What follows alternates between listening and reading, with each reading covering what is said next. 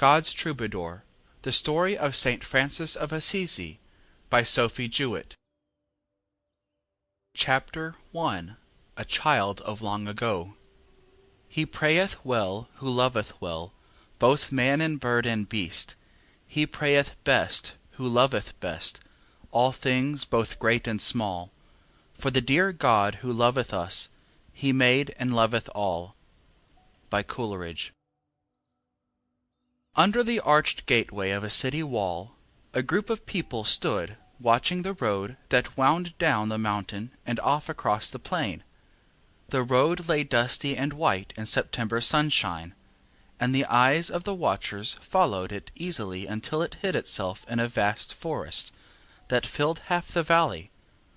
On the point where the road and forest met, the sharpest eyes were fixed. The crowd was gay, but not noisy. There were few words and long silences, as always when people are waiting and expecting. Among all the eyes that watched the sunny road that day, the most earnest were those of Madonna Pica Bernardone, and the merriest were those of her little boy Francis, for the company was gathered to see the homecoming of Messer Piero Bernardone, the richest merchant of Assisi, and the Lady Pica was his wife, and little Francis was his son. The others were friends and neighbors of Piero. Some were rich customers, who wondered if the merchant had found for them the beautiful stuffs which they had ordered. Certain of the company were only idlers, glad enough to have something happen to break the dullness of the long, warm afternoon. Assisi, at whose gate the watchers stood, lies far across the sea in beautiful Italy. It is a little city, built on a mountainside, with a great wall all about it, and a castle on the height above, and it looks very much as it did on that September afternoon, more than 700 years ago, when Francis Bernardone waited for his father. Inside the walls the stone houses are crowded together, making narrow, crooked streets, so steep often that no carriage can drive through them. Some streets, indeed, are simply long flights of stone steps, where the children play, and the patient donkeys climb up, carrying heavy loads of charcoal or faggots. But though the streets are narrow, Assisi is not gloomy. Everywhere there is sunshine and bright color. Above the brown-tiled roofs rise tall green cypress trees. Over a bit of garden wall trail red trumpet creepers and blue morning glories. Even the window sills are gay with pink and red geraniums. In the open square the market gardeners sell ripe grapes, and plums, and figs, covered over with fresh vine leaves. Outside the city gates all the world seems like a fairy garden. The hillsides are covered with olive trees, whose gray leaves twinkle like silver when the wind blows through them. Some of the trees look almost as old as the city walls, for their trunks are only hollow shells through which one sees the blue sky, though their tops still bear fruit bravely every year. From the foot of the mountain stretches the river valley, bright with wheat fields and tall corn, and vineyards where the vines hang in heavy garlands from one mulberry tree to another. Between the rows of trees, in the shadow of the vines, great white oxen move slowly, dragging a clumsy, old-fashioned plough, and down a sunken road that cuts through vineyards and cornfields go strong brown peasant women with burdens on their heads. Little Francis Bernardone must have trotted up and down the same steep streets and have played in the same squares that one sees today. But the valley over which he looked on this autumn afternoon contained fewer vineyards and cornfields, and far more forest trees. Francis wondered what might lie hidden in the forest, for he had never traveled beyond the place where the white road disappeared. The hour grew late, and the tired watchers shaded their eyes from the low sun that shone across the valley from the western mountains. Suddenly Francis shouted aloud, and in a minute the shout was taken up by many voices. "He is coming! He is coming!" They saw at first only a cloud of dust moving along the road, but soon horses and riders could be discerned, in a long line, half hidden still by the dust that rose in their path and turned to gold and crimson haze in the red sunset. As the horsemen climbed the hill to the city gate, the sight was more like the coming of a prince than of a merchant. Piero Bernardone rode ahead, in a company of soldiers well armed and mounted upon fine horses.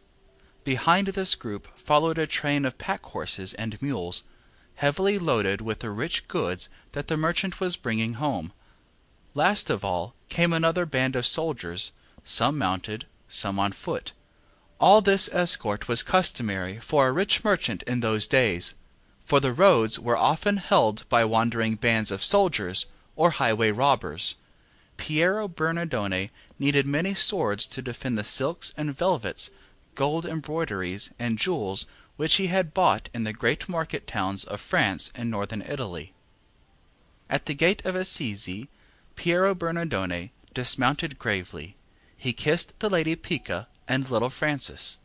He greeted his friends somewhat coldly perhaps, for he was a proud, hard man, but he turned a second time to kiss his boy, whom he loved dearly.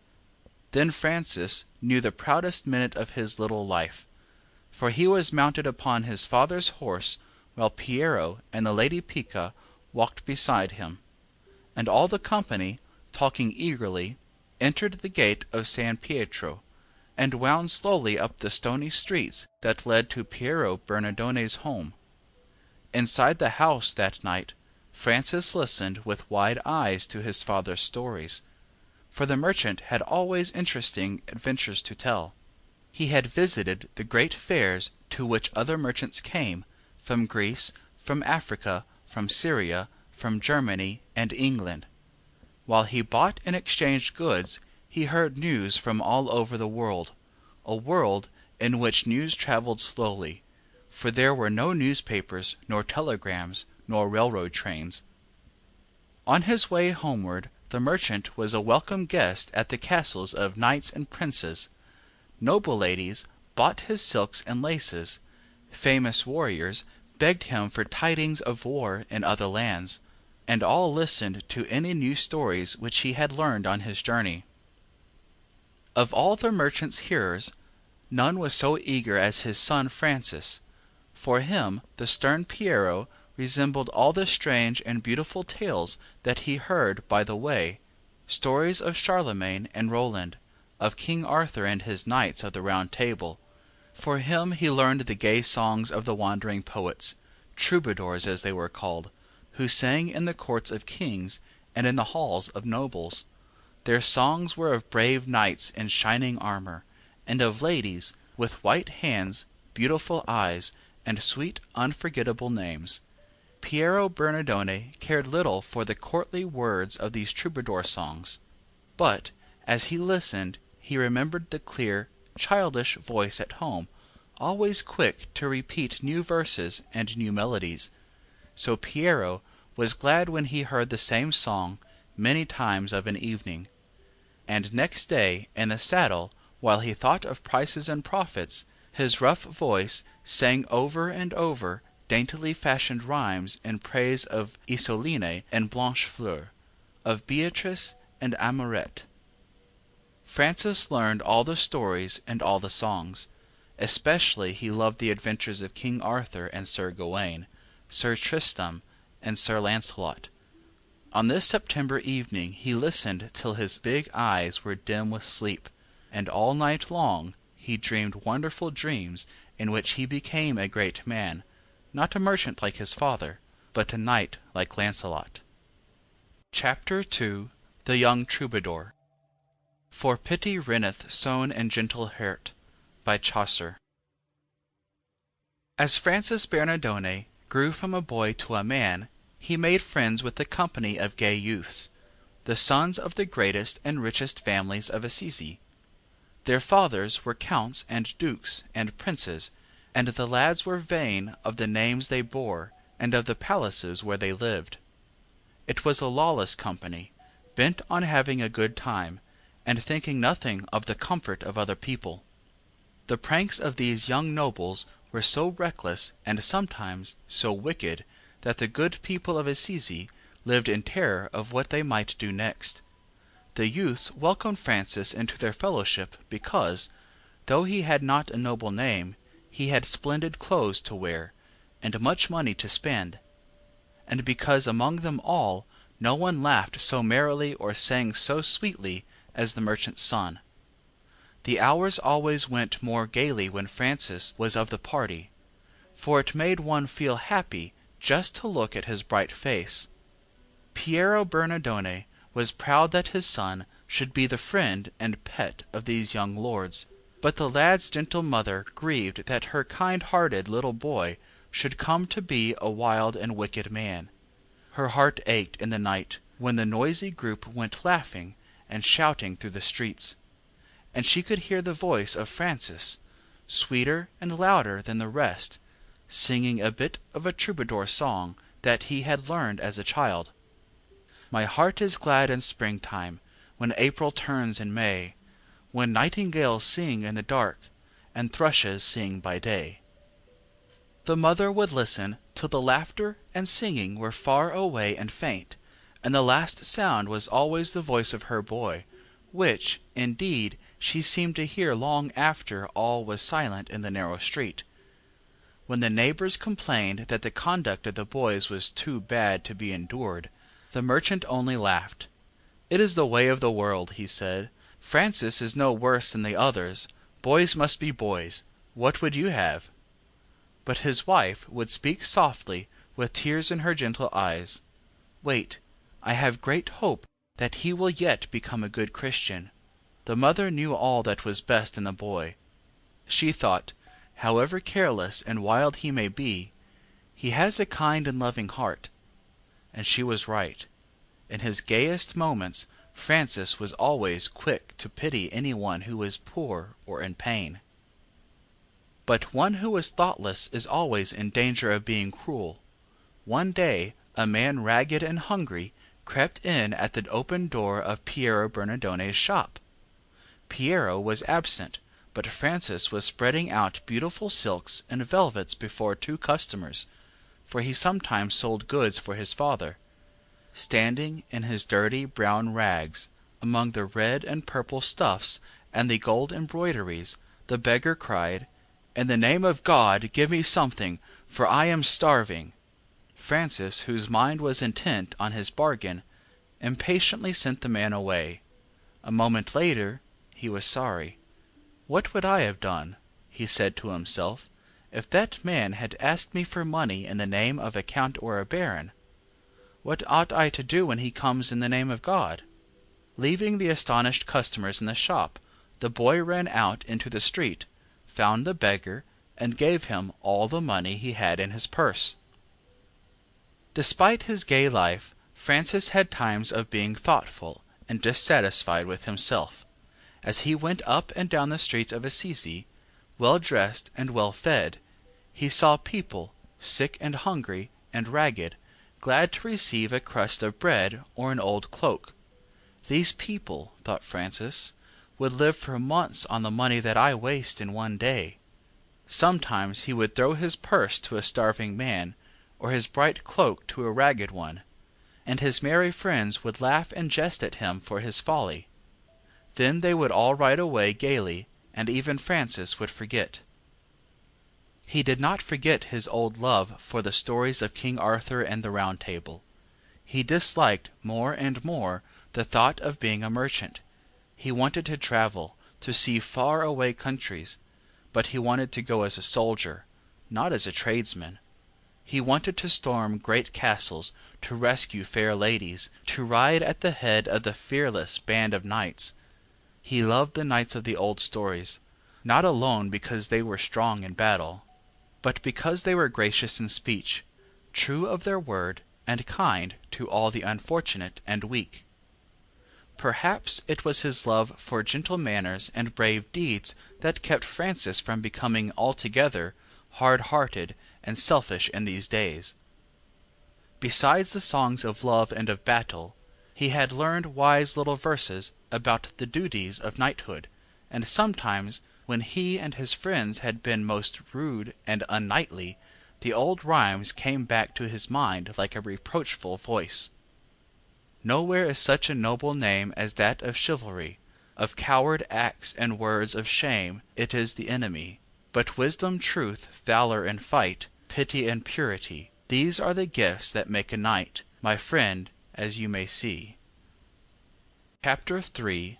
The Young Soldier. Content to take his adventure gladly. By Hakluyt. Stone walls do not a prison make, nor iron bars a cage. By Lovelace. There were many and terrible wars in Italy in the 13th century, and the chance of trying his fortune as a soldier was not long in coming to Francis Bernardone. Only 15 miles away from Assisi stands a larger city called Perugia. It also is built upon a mountain, and the two towns seem to smile at each other across the green valley. But for hundreds of years there were only bitter looks and hatred between the two. Perugia, higher and stronger, lay like a dragon, ready to spring upon her small but furious enemy. Assisi, like a lion's cub, was always ready to fight. Sometimes the lion was victor. Always it was fierce enough to make the huge dragon writhe with pain. When Francis Bernardone was about 20 years old, there was war between the great dragon and the little lion. Down from one mountain came the Perugian army. Down from the other came that of Assisi. With the army of Assisi rode Francis and most of the company of friends who had been so merry together in times of peace. They were gay as ever and eager to see what a real battle might be like. The armies met in the plain and fought by the riverside near a tiny town called Ponte San Giovanni, the bridge of St. John. This time the Perugians were too strong for the Assisians, and the young soldier's first combat was a defeat. One day taught him all the horrors of a field of battle. He saw men wounded and dying. He heard the terrified cries of riderless horses. He suffered from blinding sun and parching thirst. War, that he had thought so noble and glorious, seemed somehow confused and cruel and hideous. The army of Assisi lost heavily that day. Many men were slain, many were made prisoners, and one of the prisoners was Francis Bernardone. He was too tired, too hungry, and too thirsty to feel anything keenly except the need of sleep and food. Yet he wondered how it all had happened. Could he be the same man who had gone about for days delighting in the song of a warlike troubadour? Luck to the arm that's quickest, and if at odds you strive, die where the field is thickest, but never yield alive. He knew that he had not been a coward. He had not even been afraid, yet here he was, unarmed and captive. Because of his beautiful dress, and because of his courtly manners, Francis was placed, not among the common soldiers, but among the nobles. For a whole year he was a prisoner of war. It must have been a sad change from the free, wild life in Assisi. Captives, even if of noble rank, were not softly treated in old times, and though Francis and his companions may not have suffered serious hardships, the long confinement was, in itself, a cruel thing to bear. On Francis Bernardone, however, his misfortune sat lightly. The army of Perugia could not make a captive of his fancy. His fellow prisoners were astonished to hear him tell of his hopes and plans for the future, of the battles he should fight, of the fame he should win, of the beautiful ladies who should smile on him. The brave knights whom he admired, Gawain, Tristram, and Lancelot, had sometimes fallen into prison, but had won their way out again, to fight better than before. So Francis still dreamed of war and glory, and boasted in his pride, "You will see that some day all the world will adore me." Though he was proud and boastful, Francis was still gentle-hearted, and quick to feel sympathy for all who were unhappy. Among the prisoners of war was one man so vain and ill-tempered that his companions would have nothing to do with him. The unfortunate creature sat gloomily apart, with a black frown on his face, and with black thoughts in his mind. The songs and jests and games with which the others whiled away the long hours made him seem all the lonelier in his silent corner. The sight of the sad, bitter face was more than Francis could bear. Many times he slipped away from the noisy group of his comrades to speak cheerily to the solitary knight, and, little by little, with a friendliness that no one was ever known to resist, he won the heart of the miserable man. Through the good will of the boy whom everybody loved, the victim and his tormentors in the end became friends once more, and there was peace in the great prison. All through the long winter, from across the valley, the sad eyes of the Lady Pica watched the towers of Perugia. In her heart she questioned what might have been her boy's fate. Was he ill, and suffering, and lonely? When would he come back to her? She seemed still to hear him singing, as on the morning when he had ridden out so blithely to his first battle. Comrades, let us each be ready to give and take his part, shields bright and lances steady, and all men glad of heart. If the breeze that swept down the long valley from Perugia could have carried the prisoner's merry voice, the mother might have been somewhat comforted. In prison or out of it, the heart of Francis of Assisi was always the heart of the poet, the troubadour. Because his companions remembered gratefully the songs and laughter that brightened their captivity, the story of his gaiety has come down to us across 700 years. Chapter 4. To Arms. 'Twere worth 10 years of peaceful life, one glance at his array. At last there came a day when the prisoners were set free and Francis could return to his home. The wide valley with its shining rivers, the far blue mountains, and the green forest road must have been welcome to eyes that, for a long year, had looked at the world through prison windows. We may be certain that Piero and Pica Bernardone were watching for their son, and that all the neighbors made merry at his coming. We know that his gay young friends received him joyfully, and that the old life of feasting, drinking, and rioting began again. Perhaps in his delight at being free once more, Francis was more reckless than ever. At any rate, it is certain that, a short time after his return to Assisi, he suddenly became seriously ill, when after long days of illness he began to crawl about slowly, weak and pale, and leaning upon a stick. He was strangely unlike himself. Instead of being happy to be out of doors again, instead of frolicking with his friends, he was silent and sad at heart. He wondered why he cared so little for the feasts and games and songs that he had delighted in only a few weeks before. Now they did not interest him. It seemed to him that a man ought to have something better to do than simply to eat and drink, and wear fine clothes. Because of his own pain and feebleness, he felt sorrier than ever before for the lame and blind and hungry beggars who came to his door, and his only pleasure was in giving them money and clothes for food. As he listened to the talk in the market-place by day, and in his father's house at evening, he heard many stories of the wars. Men told how houses were burned, fields and vineyards trampled and ruined, how women and children and helpless old men were killed, or left to die of hunger and cold. When he lay sleepless at night, he seemed to see again the battlefield of San Giovanni, and the faces of cruel men attacking, and of miserable victims wounded and falling. In these hours Francis doubted if war could be the glorious thing it had always seemed to him. But when his friends began to tell him of new fighting in the south of Italy, and of a company of soldiers who were going from Assisi to join the army of the famous knight called Walter of Brienne, all was changed.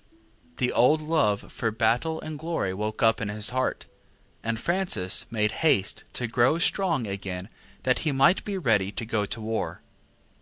These were exciting days for the invalid. The color came back to his cheeks, and his eyes danced with joy at sight of the rich clothes he was to wear, the beautiful horse he was to ride, the bright shield he was to carry. He forgot that he was but a page, and that his first fight had ended in defeat. He dreamed of winning great battles, of marrying a beautiful princess, of living in a magnificent palace, or riding to the wars at the head of knights and soldiers of his own. Assisi was full of noise and battle in these days. Companies of soldiers rode through the narrow streets so recklessly that the folk on foot hurried into doorways and stood open-mouthed with fear while the riders passed. In the market-place men talked in eager groups. The voices were loud and excited, but louder still rang out the sharp blows of hammer on anvil, for every smith who knew how to make or to mend armor was busy from morning to night. Furnaces stood in the open square, where the fires looked pale in the sunshine. Gay esquires brought from their masters bent or broken pieces of fine wrought steel. Common soldiers brought their own clumsier armor, and the small boys of the city stood in admiring circles about the sounding anvils, and thought that, next to being a soldier, one would like to be a smith. All this hurry of preparation was strong medicine to Francis. He forgot that he had been sick. He forgot that war had ever looked an evil thing to him. With his friends he was once more the gayest of companions, and he needed no urging to sing to them. To their heart's content, over and over he sang, "I love the grey spring weather, and all the trees aflower, when 100 birds together make music every hour. But it sets my heart a-beating to see the broad tents spread, and bright armed warriors meeting, and banners floating red. When camp and streets are stirring, when the city gates stand wide, when bands of knights are spurring through all the countryside.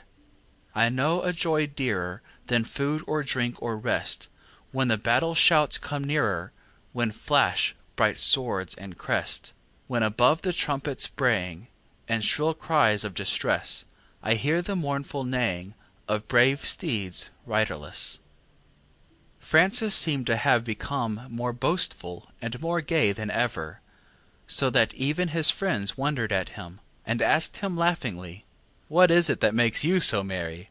And he answered proudly, "I know that I am going to be a great prince." Vain as he was, however, Francis never quite forgot that brave deeds and not fine garments made a good soldier. Among the company of knights who were going from Assisi, there was one who had for years been a great fighter, but who had suffered misfortune, and was now so poor that his clothing was actually ragged. To him Francis gave his own new coat and mantle, and the other accepted the gift quite simply, knowing that rich clothes are worth little, but that kind hearts are worth much. When the good-byes were said, and the horsemen clattered out of the city gate, no heart in all the company was so light as that of Francis Bernardone. His mother watched him with grave eyes, remembering how many times she had seen the towers of Perugia fade into the red sky at sunset, and had prayed that her boy might come back to her. Now he was going again, not to Perugia, but far to the south, to a country that she had never known. She wondered how he could smile at her so gaily as he rode away. Chapter 5. The New Road. Francis and his fellow soldiers were to spend the first night in Spoleto, a city about 20 miles south of Assisi, on the way to Rome. The road ran along at the foot of the mountain, sometimes through forests of oak and beech and walnut trees, sometimes between olive orchards and vineyards. Presently it struck across the plain to Foligno, a busy town lying flat in the valley. In the square of Foligno, Francis had often stood with his father, selling goods at the fairs. Today he held his head high as he rode through the familiar market-place. He thought, "I shall come back a famous soldier, and I will never, never sell things at the fair again." He blushed with pride when someone in the street pointed him out to a companion, saying, "That young man who is dressed and mounted like a lord is the son of Messer Piero Bernardone, the merchant." At Foligno the company halted to eat and drink, and to rest through the hottest hours of the day.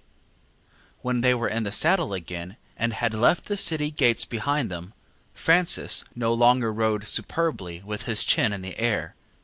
Instead, he went silently, with drooping head, and let his horse lag behind the others along the level stretch of road. He cannot himself have told what was the matter. Nothing had happened. The woods were as green and the sunshine as bright as in the morning. But he, who had been so proud and gay a few hours earlier, felt strangely weary and sick at heart. He lingered to let his horse drink from the clear little river Clytemnus, that comes dancing down from the mountain and glitters across the plain. But not even the song of the water made him merry. His comrades noticed his silence, but they were all too deeply interested in their own plans and hopes to think of anything else. In the late afternoon they entered the glorious oak forest that filled the ravine where Spoleto lies at the end of the Umbrian valley.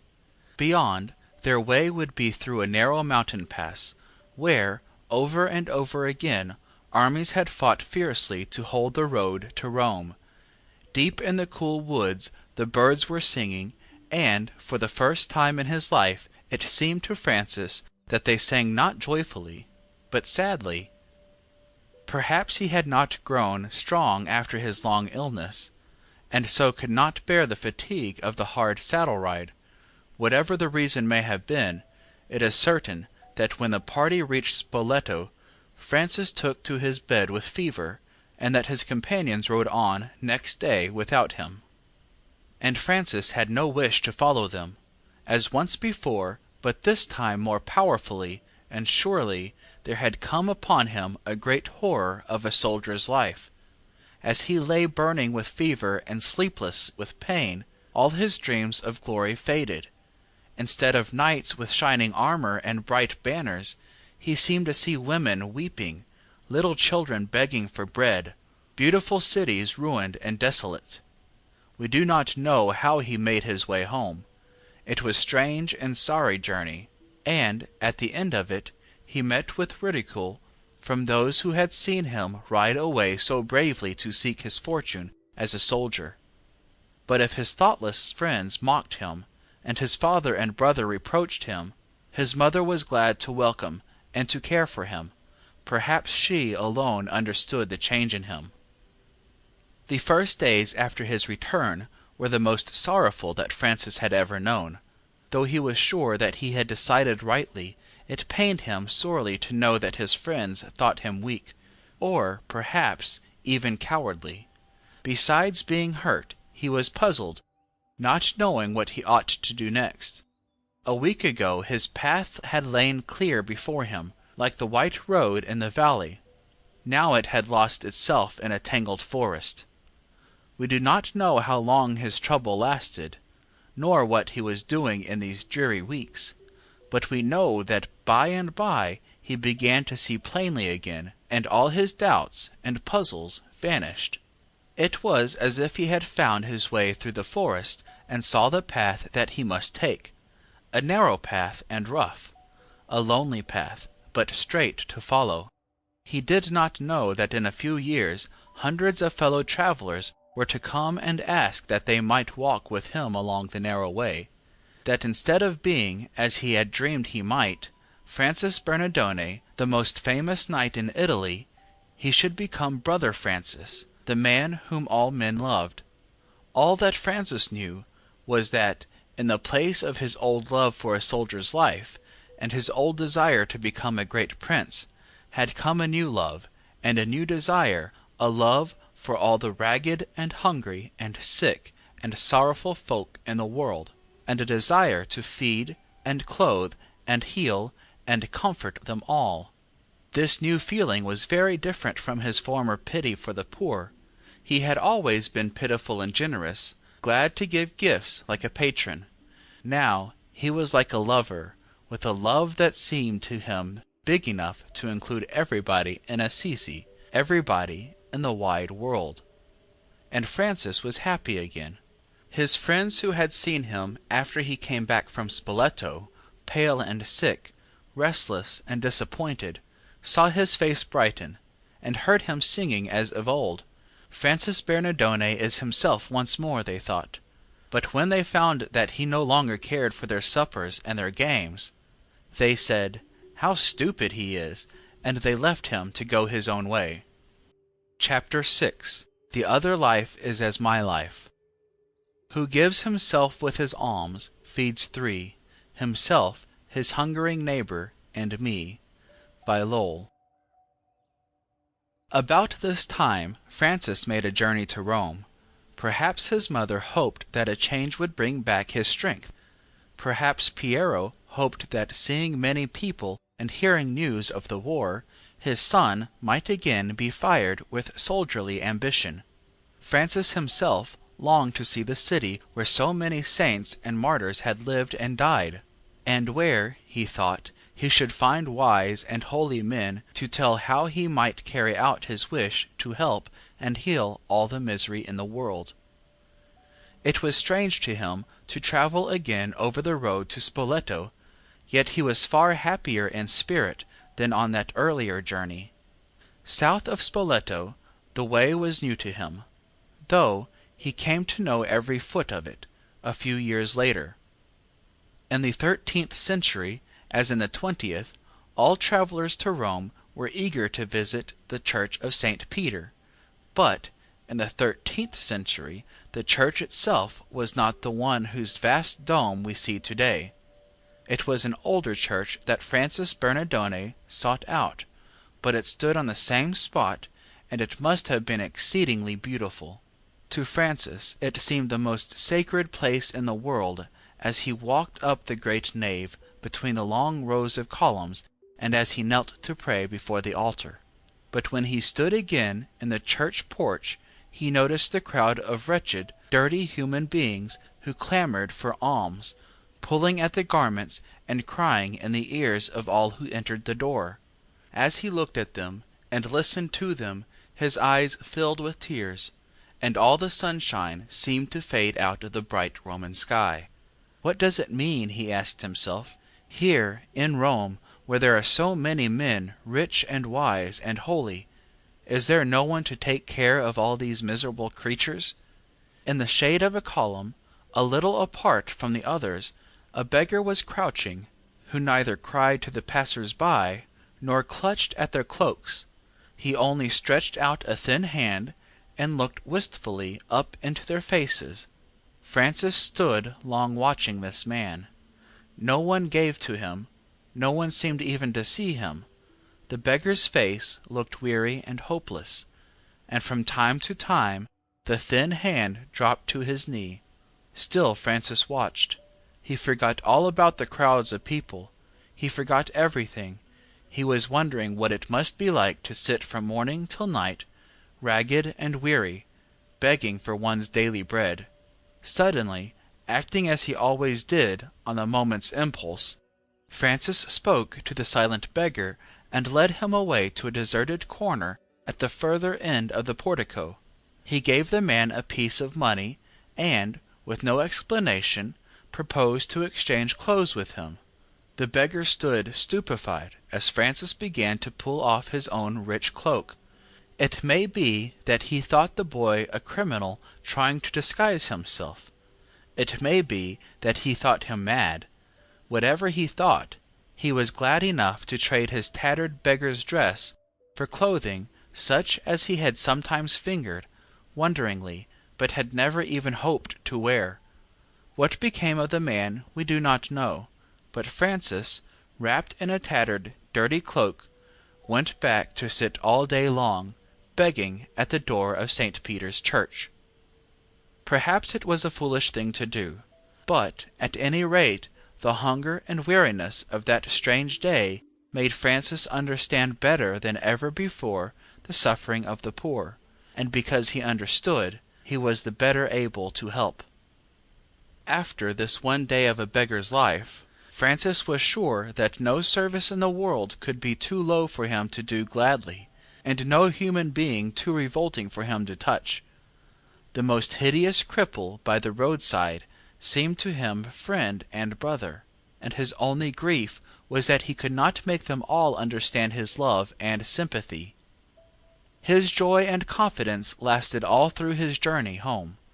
Spoleto was not gloomy this time, and the birds in its oak woods sang to him merrily, as he came up the familiar Umbrian valley, until he met the little river Tesio. On its bright zigzag way, Monte Subasio stood above Assisi, rose-red in the sunset, and the walls of the city shone like transparent glass, looking to the eyes of Francis like the walls of the New Jerusalem. In the weeks that followed, it seemed to Francis that simply loving his fellow men made all life joyous and easy, but one day he discovered that there were still battles to fight. He was riding across the valley toward Assisi, and neared a little hospital for lepers, where he had often stopped with gifts of money. His heart was full of sorrow for these sufferers from the most terrible of all diseases, and he thought, "I will go in to-day and leave something for them." Outside the gate of the hospital, crouched against the wall in the sunshine, one of the lepers sat to ask alms of passing travelers. The poor man was covered with sores, and revolting to look upon. At sight of him, Francis felt a sickening sense of disgust and horror. He drew his purse hastily from his belt, and tossing it to the leper, rode on as fast as his horse could carry him, trying to forget the face that had been raised to his. Suddenly, like an arrow, the thought struck him, "That man also is my brother, and I have despised him." The rider dropped his rein, and the horse went slowly along the rough road between the olive orchards. Francis was both ashamed and disappointed. He said to himself, "My purse was an insult, for I gave it without love, and with more scorn than pity." The spring sun was high and hot. The sky was cloudless. Not a shadow lay on the vast bare height of Monte Subasio. At a fountain beside the road some women were washing. They sang as they worked, and, at the end of the long fountain basin, a group of children shouted with laughter, dipping their little hands into the cold water, and splashing one another merrily. All the world seemed happy in the sunshine, and, by contrast, the misery of the poor leper seemed the greater. At the sound of hoofs, the songs and laughter ceased, and all turned to look at the newcomer. But, to the surprise of everyone, the horseman wheeled swiftly about and clattered back in the direction from which he had come. "Who is he?" one woman asked another. "Only that young Bernardone, the merchant's son," was the answer. "People say that he has gone mad." Then an old bent woman spoke. "Mad or not, he has a kind heart. It was his gold that kept my poor Giovanni alive last winter. I wish that more of the rich folk were mad like him." Francis heard nothing. He rode fast across the valley toward the little hospital. He had not been gone 10 minutes, and the leper, scarcely recovered from his surprise at the generous gift he had received, was creeping to the gate with his treasure. He moved slowly as if in pain. Francis sprang from his horse, and kneeling in the dusty road, he lifted the leper's hand to his lips and kissed it, as he had been taught to kiss the hand of a bishop or a prince. It is likely that the leper was as greatly puzzled as the beggar in the porch of St. Peter's had been. But Francis Bernardone was not mad. Instead, he had learned, through his own failure and shame, a lesson that some men never learn. For, though I give all my gifts to feed the poor, and have not love, it is nothing. From that spring morning, at the gate of the leper hospital, until the day of his death, Francis of Assisi never met the man who was too filthy or too loathsome or even too wicked for him to love. Chapter 7. Father and Son. O world as God has made it, all is beauty, and knowing this is love, and love is duty. What further may be asked for or declared? By Browning. To Francis the world seemed full of new and beautiful things to do. When he saw a poor little chapel by the roadside, he wanted to bring stones and build it up with his own hands. When he saw an old woman bending under a heavy load of faggots or grass from the mountain, he wanted to take the burden upon his own shoulders. When he saw a hungry child, he wanted to give it his own dinner. Above all, it seemed to him that he must go everywhere and tell people to love and help each other, instead of fighting with swords and lances. Piero Bernardone had been willing to give his son money and clothes and horses, that the boy might be as gay as any of his young friends. But Piero did not like to have his money thrown away on all the poor folk of Assisi. Before many days, Francis found that he had not much of his own to give. He did have some beautiful pieces of silk and velvet and embroidery that his father had brought him from one of his long journeys. One day Francis took these out from the carved oak chest in which he kept his treasures. He spread them upon the floor and looked at them with the trained eye of a merchant's clerk. He knew exactly how much money they ought to bring. The next morning he rolled his merchandise into a parcel, bound it to his saddle, and rode away to Foligno, to the market-place, for it was the day of the fair. The square was thronged with people, under gay booths in the centre, all along the streets, against the palace walls, even on the steps of the cathedral. Buyers and sellers were bargaining. Many were there who had seen Francis ride gallantly by, a few months before, on his way to the war. Now they were astonished to see him with simple clothes and gentle manner, offering his goods for sale. When all the gay stuffs were gone, Francis sold his horse also, and started back toward Assisi on foot, with a full purse at his side. Perhaps the horse he had just sold was the very one which he had ridden so merrily over the same road with his soldier friends. However that may be, as Francis neared home he turned off from the high road, to climb the stony footpath that shortens the way. His heart was far happier than it had ever been before. He smiled to himself as he remembered how he had loved war, how his heart had delighted in banners, and bright armor, and martial music. Now he had no sword, nor shield, not even a horse, and he was a most unsoldierly figure, with his dusty feet and his plain clothes. On the hillside he turned and looked down the road once more, wondering what had become of the knightly company who had gone to do battle in the far-off south. As he went on his way again, he thought gladly, "My captain is greater and braver than Walter of Brienne, though he was only the carpenter of Nazareth. I can be a soldier still." The time came quickly when Francis needed more than a soldier's courage. His father and his brother were terribly angry with him, because they said he was making himself and the family ridiculous. Piero Bernardone had always been a hard man, and now, in his wrath and disappointment, he was cruel. The poor mother tried to make peace, but Piero only became as angry with her as with his son. At one time Francis hid himself for days in the little chapel of San Damiano, outside the city, where he had found a friend in the poor priest. Piero sought for him in fury, but did not find him.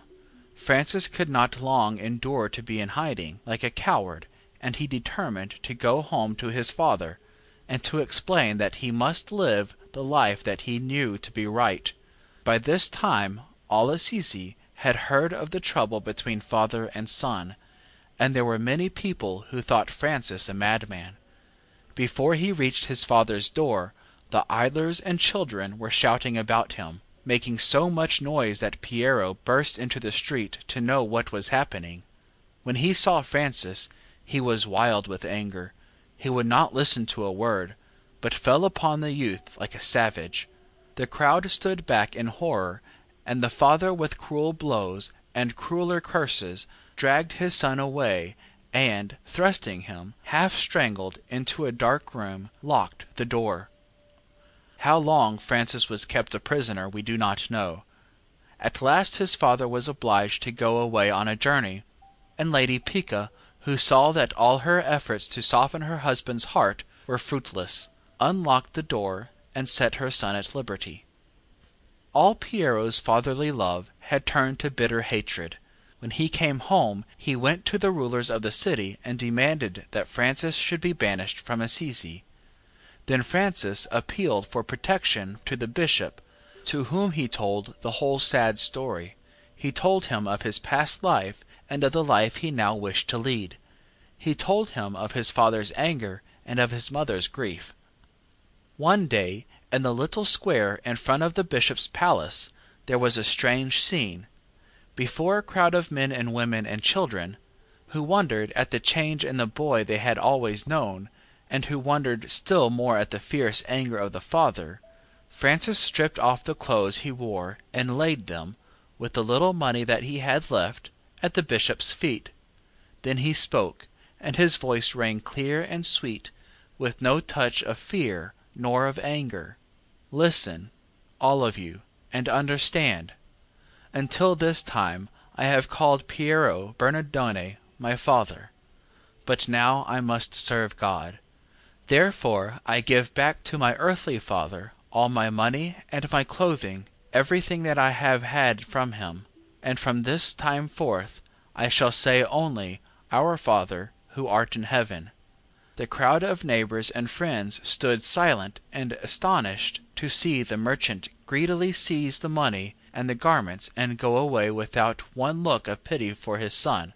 Then Bishop Guido, with his own cloak, covered the lad, who stood trembling, partly with cold and partly with grief. We must remember that Francis had a loving, gentle spirit and longed to be at peace with his father. But, as he had said himself, he was Christ's soldier, and a soldier had no choice but to obey. In his heart he seemed to hear quite plainly his captain's order: "My soldier, Francis, you must be poor, not rich. You must not wear soft clothing, nor feast at princes' tables. But you must go through city streets and country lanes, and take care of my sick folk and my poor." Chapter 8. Lady Poverty. The olives they were not blind to him, the little grey leaves were kind to him, when into the woods he came. By Sidney Lanier. Take henceforth Francis and Poverty for lovers. Their concord and glad semblances made love, and wonder and sweet regard to be the cause of holy thoughts. By Dante. After these things, Francis found himself without home, or clothing, or money. Scantily clad in an old cloak lent to him by the bishop's gardener, he wandered outside the city gate on the mountainside. It was early spring, and the snow lay white in the ravines above him and on all the far-off peaks across the valley. But the sky was blue, and on the stony slopes the yellow broom was in full flower. Francis threw himself down on the sunny side of a great olive tree. He leaned against the warm grey trunk, and looked and listened. A tiny lizard darted across the ground close to his hand, and shot up the tree like a green flame. The wind in the dry silvery olive leaves whispered like a kindly voice, and in every thicket the birds were singing. It seemed to Francis that the wind spoke to him, and that the birds sang to him.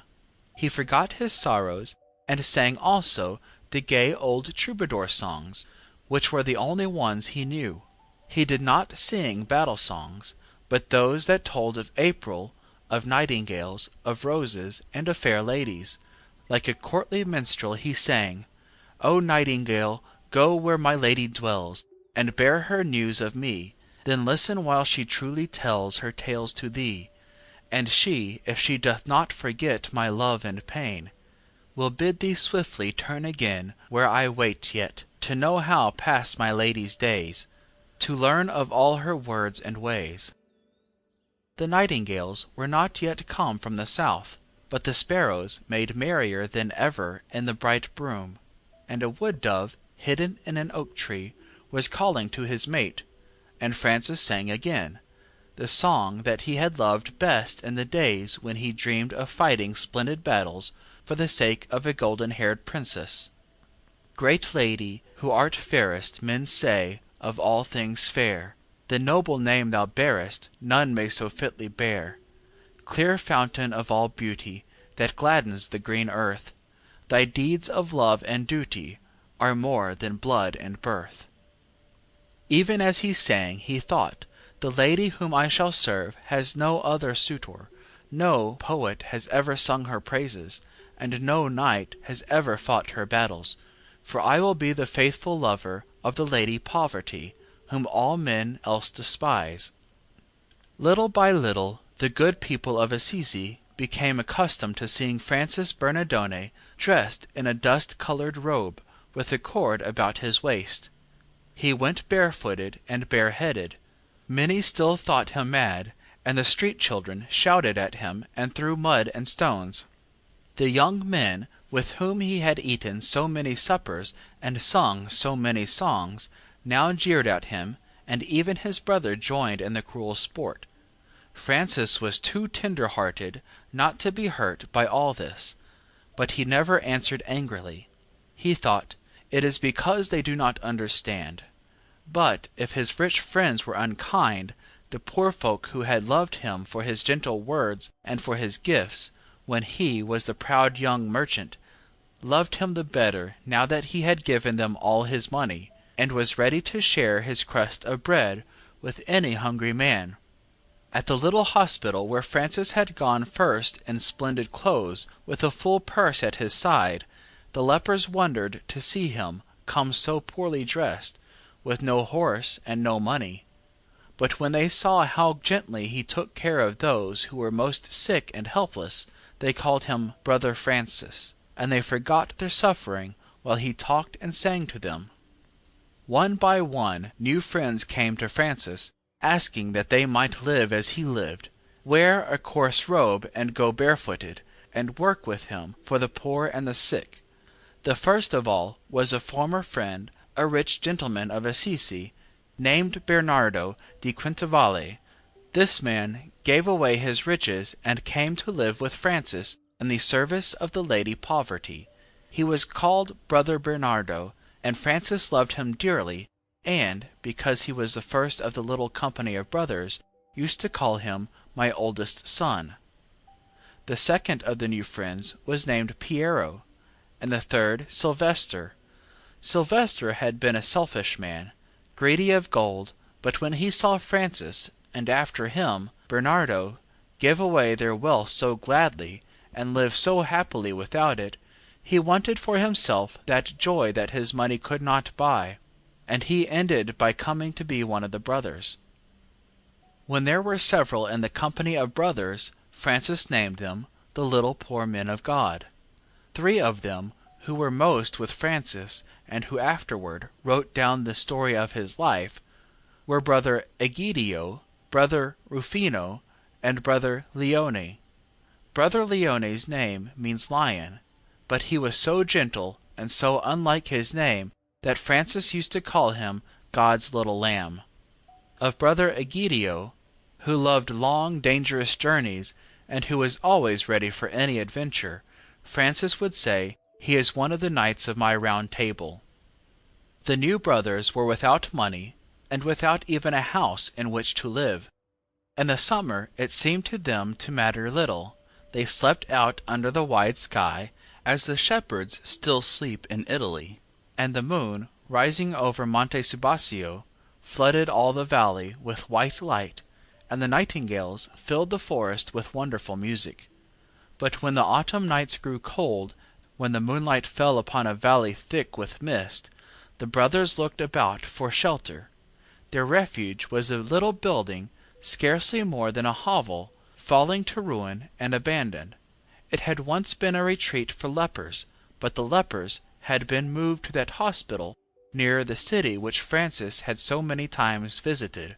The older building had been called Rivo Torto, Crooked Brook, from the little stream beside which it stood. Here the brothers lived all through the winter, and when spring came, so many had joined the brotherhood that they had not room to sleep.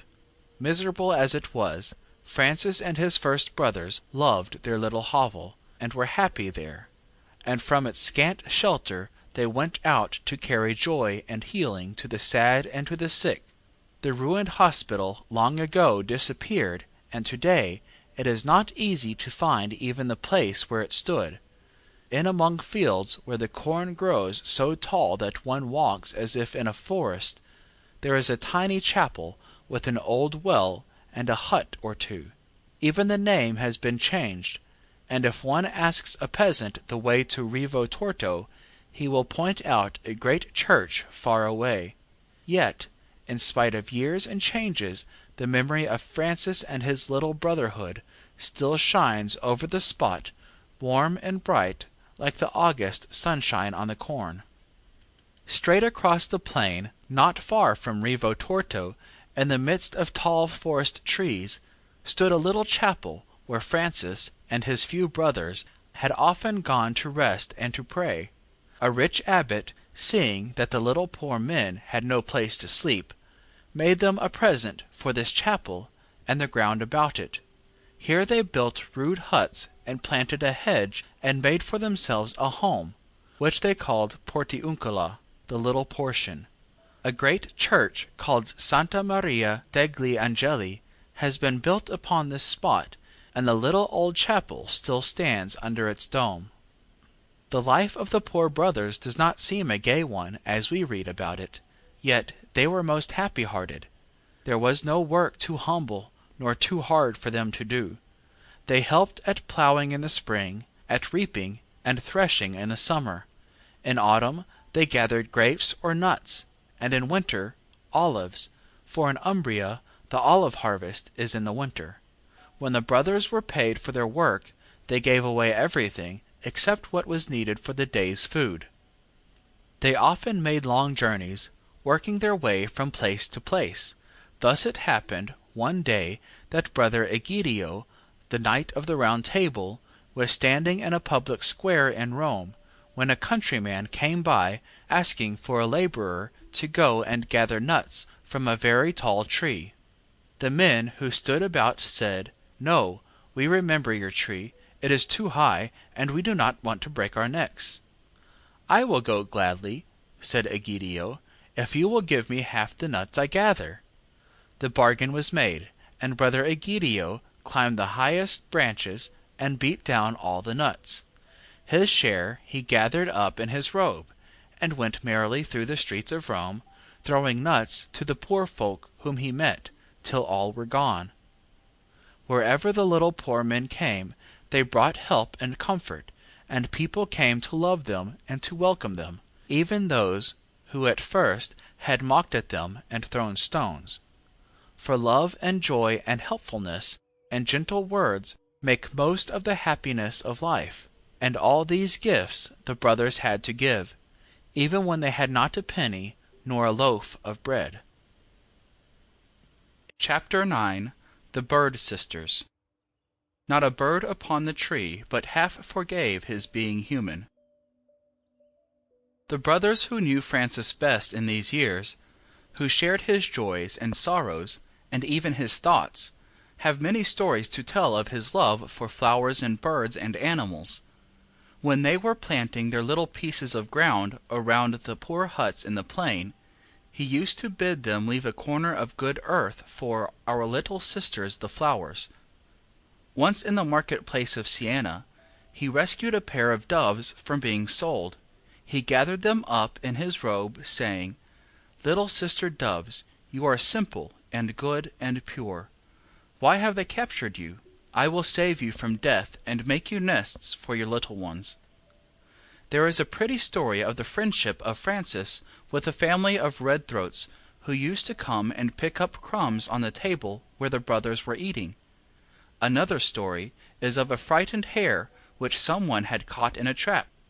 "Come to me, brother hare," said Francis, and the trembling little beast fled to him, and let itself be caressed by his kind hands. It even refused to run away on being set down, so that Francis was obliged to carry it into the woods and leave it free to find its way home. One day Francis was in a little boat, being ferried across the lake of Rieti, when a boatman made him a present of an uncommonly large fish, just caught and gasping for breath.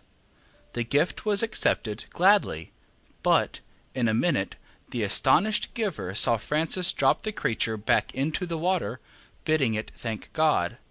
Probably neither the fish nor the fisherman understood the tender heart that could not bear to see anything suffer pain.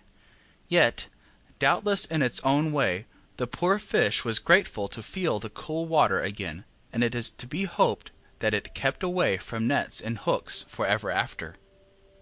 With birds, Francis felt himself always among dear and happy friends. Once these little companions were even too noisy in their merrymaking. It was on a day when Francis stood up to speak to a great crowd of men and women gathered out of doors. Hundreds of swallows were wheeling all about, as one often sees them of a spring afternoon, twittering and calling with shrill voices while they hunt their supper on the wing. This time the birds flew so low and were so many and so loud that Francis could not make himself heard. Suddenly he turned from his audience and spoke into the air. "It is time that I should have my turn to talk, little sister swallows," he said. "Be quiet and listen until I have finished." And so says the old story, the swallows obeyed his voice. A short time after, Francis went on his way toward Bevagna, a small town on the southwestern side of the Umbrian Valley. Looking off from Assisi, one may still see the road by which he must have walked. 2 or 3 of his brothers were with him, but Francis was not talking. His head was bent, and he seemed to be thinking so hard that he had forgotten all about his comrades. Suddenly, as it is written in an old book called The Little Flowers of St. Francis, he lifted up his eyes and saw many trees along the side of the road, and in their branches an almost countless number of birds, so that Francis wondered, and said to his companions, "Wait for me here, and I will go and preach to my sisters the birds." And he went into the field and began to preach to the birds that were on the ground, and quickly those that were up in the trees came to him, and they all kept quiet while Francis finished his sermon, and, even then, they did not go away until he had given them his blessing. And when Francis went among them, touching their heads, not one of them moved.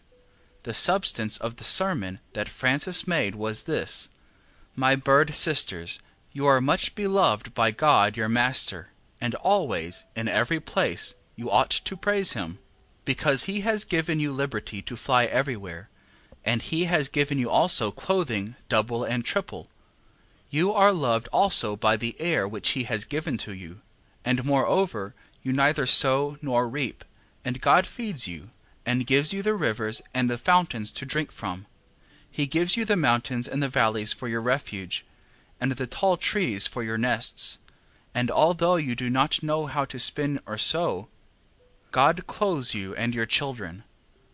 God must love you much, since he gives you so many blessings, and therefore be careful, my sisters, of the sin of ingratitude, and always seek to praise God." While Francis said these words, all those birds began to open their beaks and stretch out their necks, and spread their wings, and bend their heads reverently toward the earth. And, with acts and songs, they showed that the Holy Father gave them great pleasure. And Francis rejoiced, and made merry together with them. And he wondered much at such a multitude of birds, and at their beauty, and at their attention and tameness, and he devoutly thanked God for them. The old story goes on to tell how, after the sermon, the great flock of birds rose into the air with wonderful songs and flew away north and south and east and west. even as the poor brothers must go, who, like the birds, had nothing of their own, but depended only on God's care of them. This story of the birds was so much loved and so often told that years afterward the painters liked to paint it on the walls of the churches. You may still see in the great church of St. Francis of Assisi a picture by the painter Giotto of the grey-robed brothers standing among the birds and telling them, so simply that it really seemed as if a bird might understand, of the Father, without whose love not even a sparrow falls. One night Brother Francis and Brother Leone, God's little lamb, were alone together. It was May, and in a great ilex tree near them a nightingale was singing sweet and clear in the stillness. To Francis the song seemed all joy and praise. "Come, Brother Leone," he cried, "let us sing too, and see which will tire first, our voices, or that of the nightingale." But Brother Leone, who was, perhaps, tired and sleepy, excused himself, saying that he had no voice. Then Francis, his heart filled with the gladness of the beautiful springtime, went out into the darkness, and, all night long, the man and the bird sang wonderful songs of love and praise. But even God's troubadour could not outdo the little unseen singer in the ilex tree, and at last Francis owned merrily that Brother Nightingale was victor in this strange singing match. Chapter 10. Brother Wolf. Said Grey Brother, "Where shall we lair today? For from now we follow new trails." By Kipling. The huts in the plain below Assisi were the home of the little poor men, in so far as they had a home, but, like the troubadours and knights errant, they were wanderers always, just as Sir Launcelot and Sir Gawain would ride away from the court of King Arthur to fight for any forlorn lady, or for any hard-pressed knight, so Brother Leone or Brother Francis would set forth at any moment to carry help to the miserable. But the brothers went on foot, and they wore no armor, and fought no battles, yet they had need to be as brave as the best of knights, for they went among the sick and cared for those who were dying of most terrible diseases. They met fierce enemies too, since many people hated them because they spoke without fear in the streets, saying that pride and greed and war are wicked, and that folk should live by love and labor, not by fighting and robbery. When people saw that the brothers really lived as they preached, that when they were stoned by cruel hands and abused by cruel tongues, they returned only gentleness for anger, many began to listen gladly, and even barons and princes came to love Francis and his brothers, as the poor and wretched had loved them from the first. Francis himself had a manner so sweet and winning that no one could refuse to listen to him, and sometimes he used to be sent for to make peace between two enemies, because even angry men, listening to his voice, forgot their hatred, and were ready to forgive and to be friends again.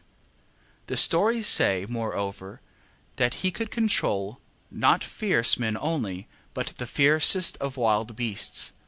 One of the places which Francis often visited is a little city called Gubbio, about 15 miles north of Assisi. Almost all the way the road lies across the high mountains, and the traveller can overlook the long Umbrian valley. From these bare heights Perugia and Assisi seem to lie low, but far to the south on clear days the tops of the tallest Apennines stand out against the sky. Before the road drops to the narrow valley which lies below the gates of Gubbio, Francis, who loved the mountains, always turned to look back at the great peaks, shining white in winter time, or soft and blue if it were summer. Gubbio looks not unlike Assisi, but is still more steeply built up a mountainside. In those days the stone houses seemed to huddle within the great city walls for shelter, for there was frequent fighting at Gubbio. Even in times of peace, people were often afraid to go beyond the gates, because in the forests and caves on the mountain lived daring robbers and brigands. Besides the savage men, there were also savage beasts, and the shepherds feared for their lambs and kids when they heard the howling of the wolves at night. Once, when Brother Francis came to Gubbio, all the city was in terror because of a wolf, the largest and fiercest ever known. The huge creature prowled about the country, devouring sheep and goats. But, worse than that, it fell upon men and had killed more than one shepherd. No man dared to go out of the gates alone, and even 3 or 4 together went armed, as if to battle, for the beast came close to the city walls, and his strength was as that of 3 hunters.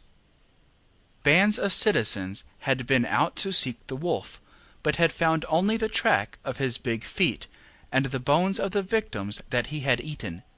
Every night the folk of Gubbio, safely barred within their stone houses, told a new story of the 4-footed enemy, how a shepherd had lost his fattest sheep and 2 of his best dogs, how a soldier, riding alone toward evening from the next town, had seen a great gray creature moving in the woods by the roadside, and had spurred his horse to its best speed, and reached the gate with the beast close at the heels of the frightened horse. Night after night the children of Gubbio shivered in their beds, thinking of a long shadow that crept about the city walls in the moonlight, and seeming to hear the pad of 4 swift feet, coming nearer and nearer. Brother Francis had been often in Gubbio, and was well known there, and much loved, and therefore all the people turned to him with the stories of their suffering.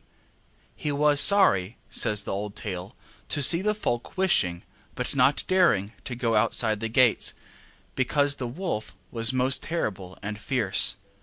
To the astonishment and horror of everybody, Francis declared that he would himself go out and meet the wolf.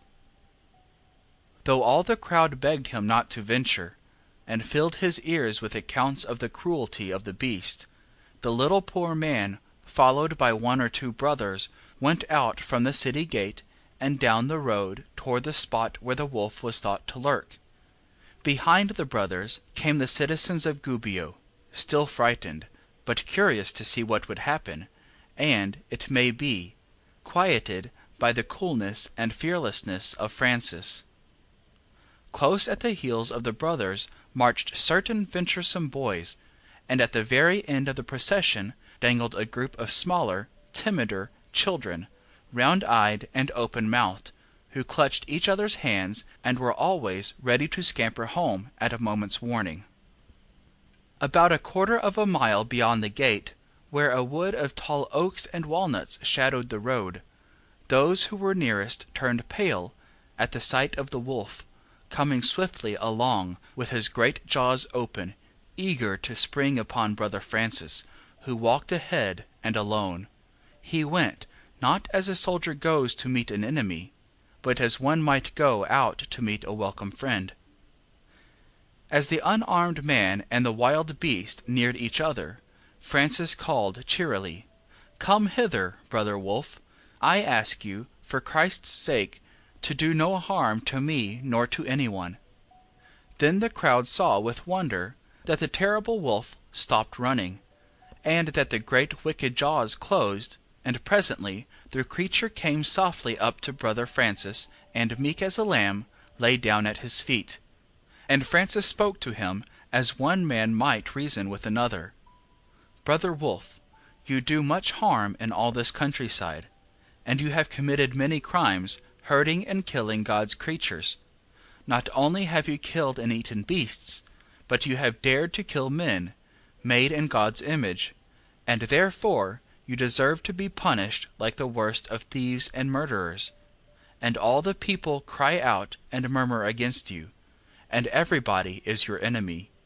The wolf lay perfectly still, with his head flat in the dust of the road, and his red tongue lolled out like that of a winded hound. The people forgot their fright, and spread themselves in a circle that all might see and hear. The children tiptoed closer to look at the monster who had filled all their dreams with terror. "But I wish, Brother Wolf," went on the voice of Francis, to make peace between you and this folk, so that you shall not harm them any more. And they shall forgive you all your misdeeds, and neither the men nor the dogs shall trouble you any longer. Then, with body and head and tail, the great wolf seemed to agree to all that Brother Francis said. Perhaps the wolf somewhat wondered what he should do for dinner, if he could not kill a sheep nor a child. Perhaps he was so charmed by this strange, gentle voice that he forgot all about his dinner. Brother Francis did not forget, as his next words showed. "Brother Wolf," he said, "since you are honestly willing to make and keep this peace, I promise you that, as long as you live, the men of this place shall give you food, so that you shall never go hungry, for I know well that it is hunger that has made you do all this evil.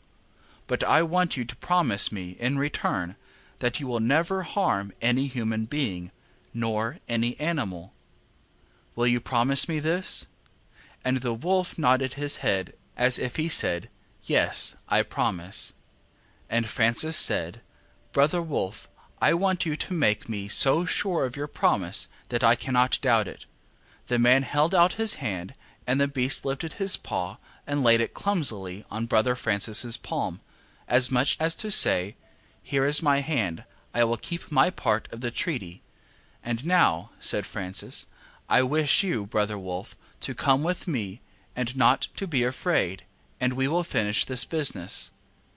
Francis turned back toward the city, and the wolf walked beside him like a pet lamb, and the people of Gubbio followed, in great wonder, silently.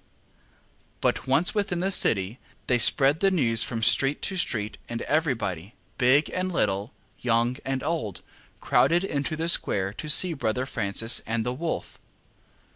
Beside the fountain, in the center of the square, stood the little poor man in his grey gown, with the great grey beast at his side. When he spoke, his clear voice carried far, and all the crowd fell silent, striving to hear. "Listen, my friends," said Francis. "Brother Wolf, who is here before you, has promised me on his honor never to hurt you again in any way, and you, in your turn, must promise to give him all that he needs. I will go surety for him that he will keep his promise." And all the people, with one voice, pledged themselves to feed the wolf, and not to harm him. Then, before them all, Brother Francis said to the wolf, "And you, Brother Wolf, promise again, before all this people, that you will keep faith with them, and will hurt no man, nor animal, nor any living thing." Then the wolf knelt down, and bent his head, and said as well as he could with his body, his head and his ears, that he meant to keep his word. And Brother Francis said, "Give me your hand here, before all the people, as you did outside the gate." And the big grey paw was laid again in the hand of Brother Francis, while all the people shouted to heaven for joy that God had sent so good a man to deliver them from so terrible a beast. After this, Brother Wolf lived in Gubbio, and went about tamely from door to door, even entering the houses, without doing harm or being harmed. He was well fed and politely treated by everybody, and not a dog dared to bark at him. He must have led a long life of evil doing before his change of heart, for, at the end of 2 years, he died of old age. When he died, all the citizens of Gubbio mourned for him greatly, for his own sake, and because the sight of him walking so meekly through the streets had made them always remember the goodness of Brother Francis. Chapter 11. The Three Robbers. Brother Francis made many journeys through the mountains and valleys about Gubbio, and all the people, rich and poor, came to know the drooping grey figure and the face that was always so cheerful and kind, though often it looked pale and thin. One of the little cities where he used to visit is called Borgo San Sepolcro. It lies at the foot of a mountain, and outside its walls was a deep moat with a drawbridge before each gate. For a city on a plain is harder to defend in battle than a city on a hill. Today the moat is dry and planted with vineyards, but the old walls are solid still, though they are so covered by trailing vines that an army of small boys might scale them. From Borgo San Sepolcro, Brother Francis visited the 3 little villages that lay, each at the gates of a great castle, as a dog crouches at his master's feet. For village and villagers belonged to the lord of the castle, and though he might be cruel and ill-treat them, they had no other protection in war save that of the castle courtyard, which was big enough to shelter them all. One day, in a place called Monte Casale, about 2 hours' walk from Borgo San Sepolcro, a youth from one of the castles came to Brother Francis. He had a great name and great wealth, and the common people stood aside to let him pass. The youth knelt down humbly before Francis and said, "Father, I wish to be one of your poor brothers." Francis looked down kindly into the eager young face and replied, "My son, you are used to a beautiful home, to rich clothing and delicate food. How will you endure poverty and hardships such as ours?" But the lad answered simply, "Can I not bear all these things by the help of God, even as you do?" Francis was greatly pleased by this answer. He joyfully received the boy into the company of the little poor men, giving him the name of Brother Angelo, and his trust in the new brother was so great that a little time after he made him a guardian of a small house near by where some of the brotherhood were living. The house stood in a wild region of mountains and forests, and at this time 3 famous and terrible robbers lived in the woods, and were the terror of the neighborhood. On a certain day, when Francis was absent, these men came to the house of the brothers and asked for food. Brother Angelo answered them sharply, saying, "You cruel thieves and murderers, you are not ashamed to steal what others have worked to earn, and you even have the face to ask for that which has been given in charity to God's poor. You are not fit to live, since you reverence neither men nor yet God who made you. Away with you, and do not let me see you here again." The robbers went off with dark looks and muttered curses, but Brother Angelo felt well satisfied with himself, and perhaps a little proud that he had been so good a guardian. An hour later, Brother Francis returned to the house, weary with long walking on the rough mountain paths. Over his shoulder he carried a bag of food that had been given to him for the brothers and for their poor folk. Brother Angelo greeted him with the story of the 3 robbers. He doubtless expected praise for having rid the house of such dangerous evildoers, but to his surprise Francis looked at him sadly and sternly and said, "My son, you have behaved most cruelly. One should receive sinners with gentleness, not with harshness, even as Jesus Christ, who said, 'They that are whole have no need of a physician, but they that are sick.' And, 'I came not to call the righteous, but sinners to repentance.' Moreover, Jesus himself used often to eat with the most wretched sinners, and you, my son, have forgotten all charity and the teaching of Christ. Go then quickly, take this food and follow the robbers as fast as you can, until you overtake them.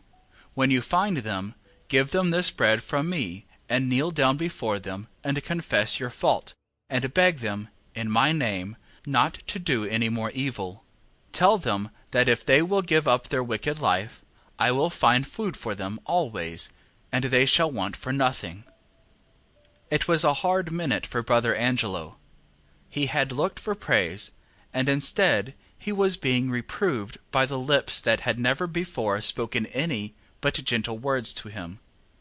Surely this command was strange and unreasonable. How could he run after the men he had just driven away? How could he ask pardon of such wretches? But as he looked into the face of Brother Francis, so stern and yet so pitiful, A thought that he had never known before stirred in his heart, the thought that it is possible to love not only those who are good and gentle, but even the wicked and vile. For it was easy to see that Francis loved and pitied these robbers, who were prowling about, not far away, hungry and fierce like wild beasts. When this new thought came to Angelo, all his anger disappeared, and he was ready and glad to obey Brother Francis. He threw the bag over his shoulder and ran along as fast as he could by the narrow path that the thieves had taken. The way was steep and stony, but he did not notice. There had been a thunderstorm, but now the sun came out, and the wind piled the clouds white and high above the mountain tops, and the sky was deep blue. The sunshine seemed to Angelo like the face of Brother Francis, shining upon him and driving away all his hard and cruel thoughts. He began to be more and more sorry as he remembered the rough words he had used to the beggars. As he went on, seeing no one, sometimes through the woods, sometimes over stony pastures, where sheep were feeding, he began to think, suppose I cannot find the men, suppose they have taken some other road, and are wandering in the woods, hungry and miserable. At the thought he pulled the bag higher on his shoulder and hurried along faster and faster. Just as the path made a sharp turn and entered the woods again, Angelo saw the three wretched men sitting under a chestnut tree, trying in vain to find a few nuts among the husks, for it was late autumn and the nuts were all gathered or decayed. As Angelo came running along the path, the three robbers eyed him sullenly, and when they recognized the haughty youth who had driven them so harshly from his door, they were ready to fall upon him and beat him. A minute later they sat in speechless surprise, for the boy threw himself and his bag down before them, crying, "Here is food, my brothers, take it, and forgive my cruelty. Brother Francis sends me to you, and begs you for his sake to accept the food. And he bids me tell you that, if you will give up your wicked life, he will care for you and feed you always." Perhaps there were never three men more astonished than the robbers of Monte Casale. They devoured the food greedily, for they were starving. But as they ate, they began to say among themselves, "What miserable creatures we are, who live by thieving and murder, and fear neither men nor God. And here is this youth, who said to us only what we richly deserved, asking our pardon and bringing us food, and promising that the holy Brother Francis will forgive and care for us." The three robbers became sorrier and sorrier as they remembered all their wicked deeds. By and by one of them said, "Let us go ourselves to Brother Francis and ask him if God will yet forgive us. It may be that the good brother will help us to live like honest folk once more." Thus it came about that the three infamous robbers of Monte Casale joined the company of little poor men, and spent the rest of their days in doing good and not evil to their fellow men. Chapter 12. Nurse and Patient. One day in summer, Francis of Assisi came out from the city gate and walked down the mountain on his way to Portiuncula. He took a path that he loved well because it led him by the chapel of San Damiano, where, long ago, the good priest had hidden him from his father's anger, and where many times, in that first year of trouble, he had found shelter and comfort. He loved the little chapel the more because he had helped to rebuild it. He knew the very stones that he had laid with his own hands. Now, the place was dear to him for another reason. For house and garden and little chapel belonged to a sisterhood, whose leader, Sister Chiara, had come to him in the early days at the Portiuncula, asking that she might live the same life of poverty and service as that of the little poor men. To her, and to all her company, Francis had been friend and father, and it made him happy that his old refuge had become their home. From the gate of San Damiano, Francis could see the whole valley, where the August air quivered with heat, and the river bed lay, white and dry. The little huts in the plain were hidden in deep forest, and he thought how cool the shadow of the oaks and tall walnut trees would be at the end of his long journey. Hot as it was, he did not take the shortest road, but turned into a footpath that led to the leper hospital. He was barefooted and bareheaded. His robe was the color of the dusty path. He walked with bent head, wearily, for he was not strong, and the air at the foot of the mountain was still and close. Under the trees men and women were resting through the hottest hours, and the children were playing quietly. A baby lay sound asleep on the brown grass, where the shadow of broad vine leaves fell across its face. A tired-looking donkey nibbled sadly along the hedgerows, which were dry and dusty, for the August rains had not begun. As Francis drew near, the men and women rose to greet him, and the children left their play to run and kiss his hand. For no one in all the countryside was so beloved as the little poor man. He petted the children, he found a greener twig for the donkey, and called him Brother Ass. He lingered to ask and answer questions, for he knew all the peasants, and they told him all their joys and sorrows. As he turned to go, a little girl, pushed forward by her mother, came toward him timidly, holding up a basket covered with vine leaves. The sun shone on the child's curly head and tiny brown arms. As she lifted the basket higher, the green leaves slipped aside, showing the deep purple of the August figs. "Will you accept them, father, for your supper at the Portiuncula?" the mother said. "They are ripe and sweet." The child said nothing, but stood smiling up into the kind eyes of the little poor man. Brother Francis took the basket and bent to kiss the giver. "God reward you, little one," he said. "I will carry the fruit to our sick brothers at the hospital." One of the first duties which Francis had taught his little poor men was the care of the lepers, and some of the brothers always stayed in the hospital, and Francis himself went often to nurse and comfort the sufferers. On this August day, to his surprise, he found his brother nurses worn and discouraged. They turned eagerly to him, as always, when they were in trouble, and they told him a sad story. "Father," one of them said, "do not be angry with us, nor think that we have been impatient and have forgotten our rule of humbleness and service. There is here a leper so wretched in mind and body that not one of us can help him nor even control him. He is in constant pain, and nothing gives him relief, and he is as bad in spirit as in body. For he shrieks and curses when we come near him, and his words are so wicked that we are afraid to listen." "I will go to him," said Francis, and they showed him the bed where the leper lay, muttering curses, still with his parched and swollen lips. "God give you peace, dear brother," said Francis, as he stepped to the bedside. "What peace can I have from God, who has taken away from me peace, and every other good thing, and has made me altogether miserable?" cried the leper. "I am in pain day and night, and these brothers of yours do not care for me as they should. They have done nothing," he complained bitterly. "I will take care of you, brother," said Francis. "I will do for you whatever you wish." "Then wash me from head to foot with your own hands," cried the leper, still angrily, "for all my body is covered with sores, and I am loathsome, even to myself."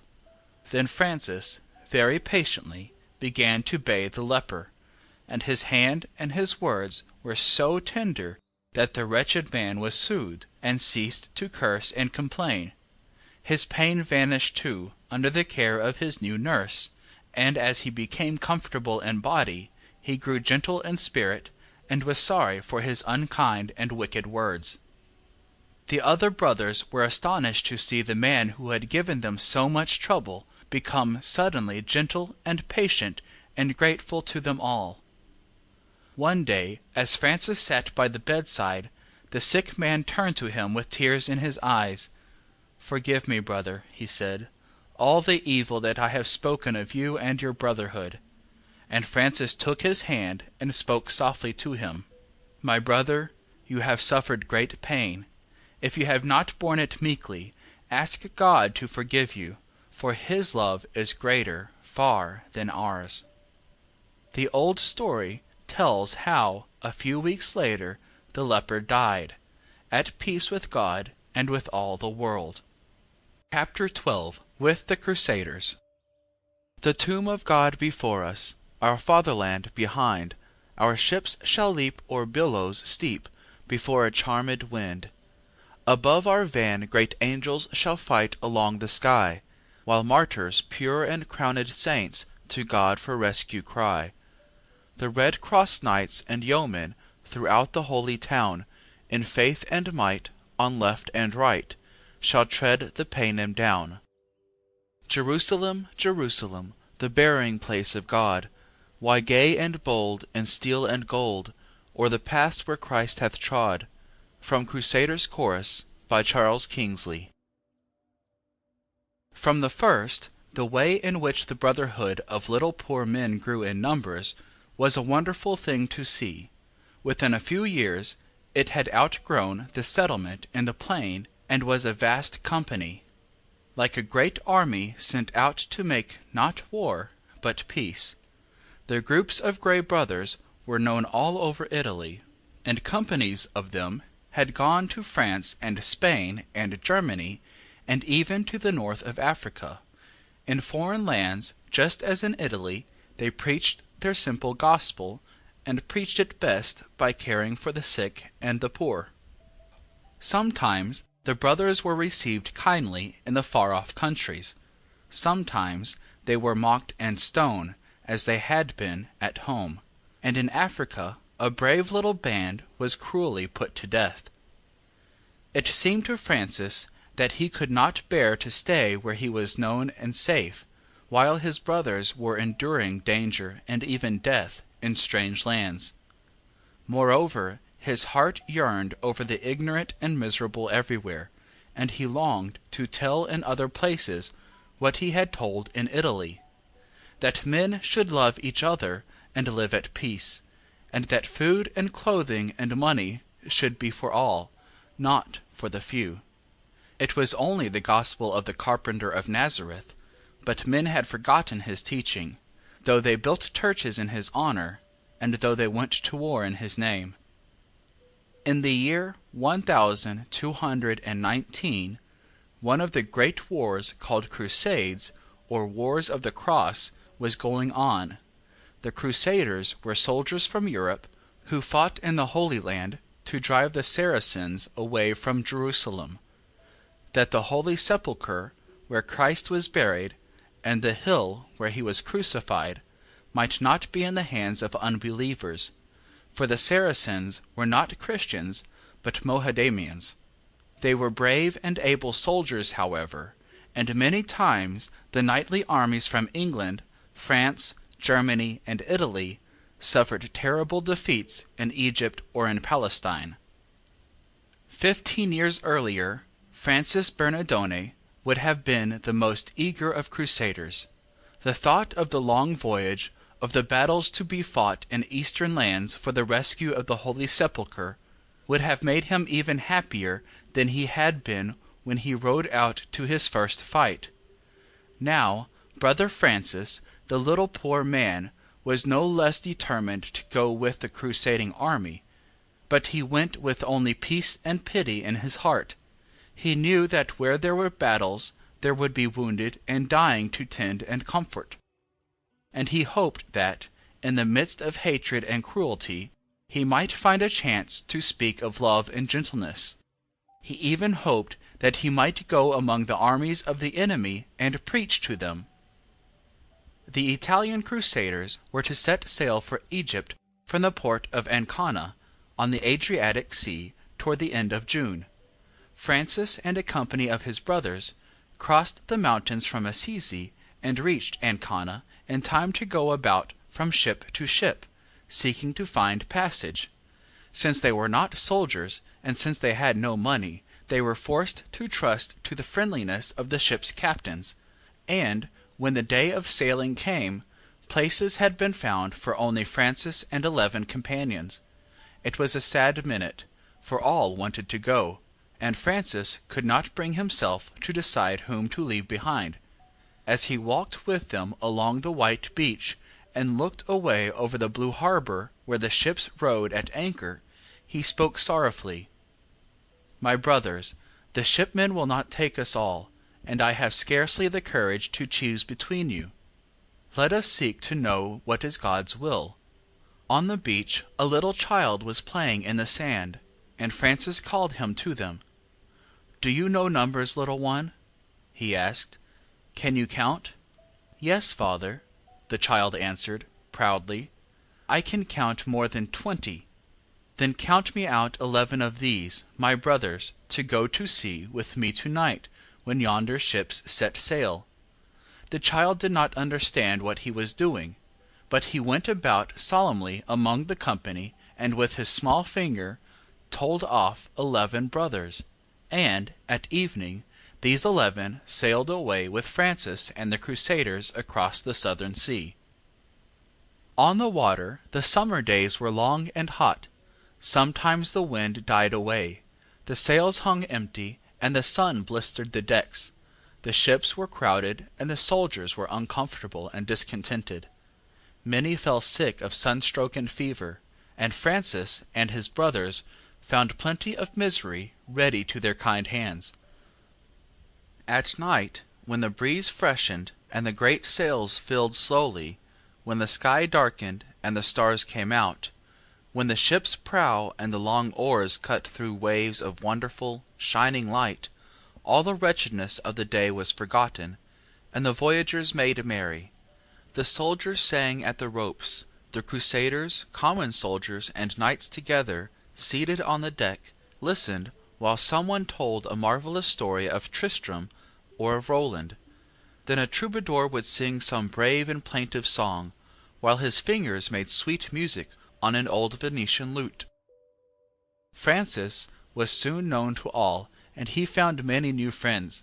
Sometimes even the knightly tales were neglected, while the soldiers questioned the little poor man and listened to the story of the Brotherhood of Assisi. Francis was with the crusading army in Egypt for a long time, but we know little of what happened to him. A certain French bishop wrote home a letter which has somehow been kept all these 700 years. He tells in it of the wonderful brother Francis, whom every one reveres because he is so lovable, and who is not afraid to go even into the army of the Saracens. Francis was so fearless and so gentle that commonly strangers and even enemies received him kindly, and he came to be almost as well known among the Saracens as among the Crusaders. But there were some who hated him because he preached a strange religion, which they feared, thinking that it might bring success to the Christian armies and defeat to their own. One day Francis and brother Illuminatus, who was his comrade at this time, were returning alone from the Saracen camp to that of the Christians. Their course lay westward, and, where the treeless plain rose toward the red sunset, they could see the line of the Crusaders' tents. The distance was short, and they had good hope of reaching their friends before darkness fell, when suddenly, from the south, a band of mounted men appeared. As they came near, Francis could see that they were not Crusaders in heavy mail, but lightly armed Saracens on swift Arabian horses. They swept across the plain like a flight of birds, and Francis watched them admiringly, for he loved all beautiful things. But the fleet riders had quick, fierce eyes. As they espied the grey robes, they wheeled sharply and fell upon the little poor men, like wolves upon sheep, so the old story says. Wounded and helpless in their cruel hands, Francis somehow made his enemies understand that he wished to be taken into the presence of the Soldan himself, their emperor. Perhaps they were afraid to kill a man who appealed to them in the name of their master. Perhaps they expected a reward for their prisoners. Perhaps even their hard hearts were softened by the sight of the men who neither fought nor feared. At any rate, they finally bound the two brothers and carried them off to the Saracen camp. The next day Francis had his wish fulfilled, for he and brother Illuminatus were brought into the royal tent. The Soldan sat on a splendid throne, and his dress was rich and beautiful. All about the throne stood armed guards, and, at the foot of it, black Ethiopian slaves, with shining eyes and teeth. On one side were the Soldan's counselors, his wise men, who could read in the stars the things that were to happen in the future, who could tell the meaning of dreams as the magicians had tried to do in Egypt since the day, and long before the day, when young Joseph put them all to shame. The wise men wore turbans and long flowing robes. They had white beards, and deep-set eyes, and solemn faces. In front of the throne stood Francis and his one little brother. They were bareheaded and barefooted. Their rough gray robes were dusty and torn and stained with blood. They seemed no match for the tall magicians, who looked down on them with scorn, thinking them madmen or fools. But the Soldan was grave and thoughtful. He wanted to know which spoke the truth, his learned counselors, whom he had always trusted, or these simple, poor men with their new teaching. The wise men could give no help to their sovereign, and, at last, Francis said, "My lord, bid your slaves build here a fire before you, great and hot. It may be that God will show us a sign." When the red fire blazed high, Francis spoke across it to the magicians, "If you love your religion better than your life, walk into the midst of this fire with me, that it may be seen which faith should be held most certain and most holy." Then the wise men cowered away from the flames with horror, and covered their faces in shame, knowing that they dared not go into the fire. And brother Francis cried aloud to the Soldan, "Promise me, my lord, for thyself and thy people, that if I come out unharmed, thou wilt worship Christ, and I will enter the fire alone." But the Soldan was afraid, for he thought that his people might revolt, knowing that they held the wise men in great dread and honor. Therefore he hastily sent the brothers with a safeguard back to the camp of the Crusaders. But he marveled much at the quiet, grey-robed man who had no fear. Chapter 14. The Christmas at Greccio. The beautiful mother is bending low where her baby lies, helpless and frail for her tending, but she knows the glorious eyes. The mother smiles and rejoices, while the baby laughs in the hay. She listens to heavenly voices, the child shall be king one day. O dear little Christ in the manger, let me make merry with thee. O King, in my hour of danger, wilt thou be strong for me? Adapted from the Latin of Jacopone da Todi in the 13th century. One night in December, a few years after his return from the East, brother Francis, with one companion, was walking through the beautiful valley of the Velino river, toward Rieti, a little city where he came often on his way from Assisi to Rome. To-night he had turned somewhat aside from the main road, for he wished to spend Christmas with his friend Sir John of Greccio. Greccio is a tiny village, lying where the foothills begin, on the western side of the valley. The very feet of brother Francis knew the road so well that he could have walked safely in the darkness. But it was not dark. The full moon floated over the valley, making the narrow river and the sharp outlines of the snow-covered mountains shine like silver. The plain and the lower hills were pasture land, and, not far from the road, on a grassy slope, the brothers saw the red glow of an almost spent shepherd's fire. "Let us stop and visit our brothers, the shepherds," said Francis, and they turned toward the fading fire. There was no sense of winter in the air, scarcely a touch of frost, and the only snow was that on the silver peaks against the sky. The shepherds, 3 men and 1 boy, lay sleeping soundly on the bare ground, with their sheepskin coats drawn closely around them. All about them the sheep were sleeping too, but the solemn white sheep-dogs were wide awake. If a stranger's foot had trod the grass never so softly, every dog would have barked, and every shepherd would have been on his feet in an instant. But the dogs trotted silently up to the Grey Brothers and rubbed against them, as if they said, "We are glad to see you again." For they knew the friendly feet of the little poor man, and they had more than once helped him to eat the bread that was his only dinner. Followed by the dogs, Francis walked about among the shepherds, but they slept on, as only men who live out of doors can sleep, and Francis could not find it in his heart to waken them. The sheep lay huddled together in groups for more warmth. Around one small square of grass a net was stretched, and inside it were the mother sheep who had little lambs. There was no sound except the faint cry, now and then, of a baby lamb. The coals over which the shepherds had cooked their supper paled from dull red to grey, and there was only a thin column of smoke, white in the moonlight. Francis sat down on a stone, and the largest of the white dogs pressed up against his knee. Another went dutifully back to his post beside the fold where the mothers and babies slept.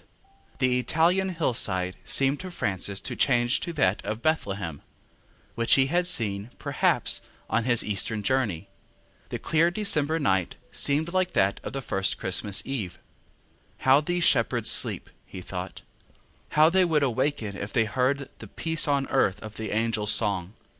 Then he remembered sadly how the armies that called themselves Christians had year after year battled with the Saracens over the cradle and the tomb of the Prince of Peace. The moonlight grew misty about him. The silver heights of the mountains and the silver line of the river faded, for the eyes of Brother Francis were full of tears. As the two brothers went on their way, Francis grew light of heart again. The sight of the shepherds sleeping on the grass had given him a new idea, and he was planning a surprise for his friends at Greccio. For at Greccio all were his friends, from Sir John, his host, down to the babies in the street. In the valley of Rieti he was almost as well known and as dearly loved as in his own valley of Assisi. The children of Greccio had never heard of Christmas trees, nor perhaps of Christmas presents. I am not sure that in the 13th century Italians had the beautiful custom which they now have of giving presents at Twelfth Night in memory of the coming of the three kings with their gifts to the Christ child.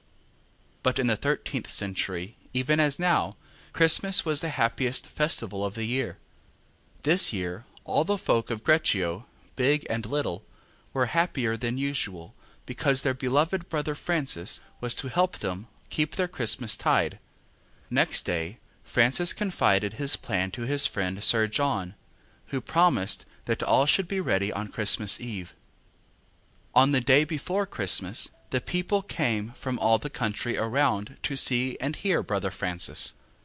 Men, women, and children, dressed in their holiday clothes, walking, riding on donkeys, crowding into little carts drawn by great white oxen, from everywhere and in every fashion, the country folk came toward Greccio. Many came from far away, and the early winter darkness fell long before they could reach the town. The light of their torches might be seen on the open road, and the sound of their singing reached the gates of Greccio before them. That night the little town was almost as crowded as was Bethlehem on the eve of the first Christmas.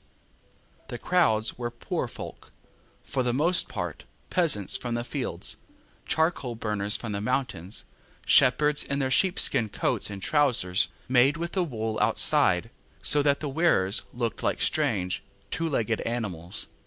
The 4 shepherds who had slept so soundly a few nights before were of the company, but they knew nothing of their midnight visitors. The white dogs knew, but they could keep a secret. The shepherds were almost as quiet as their dogs. They always talked and sang less than other people, having grown used to long silences among their sheep. Gathered at last into the square before the church, by the light of the flaring torches, for the moon would rise late, the people saw with wonder and delight the surprise which Brother Francis and Sir John had prepared for them. They looked into a real stable. There was the manger full of hay, there were a live ox and a live ass, even by torchlight their breath showed in the frosty air.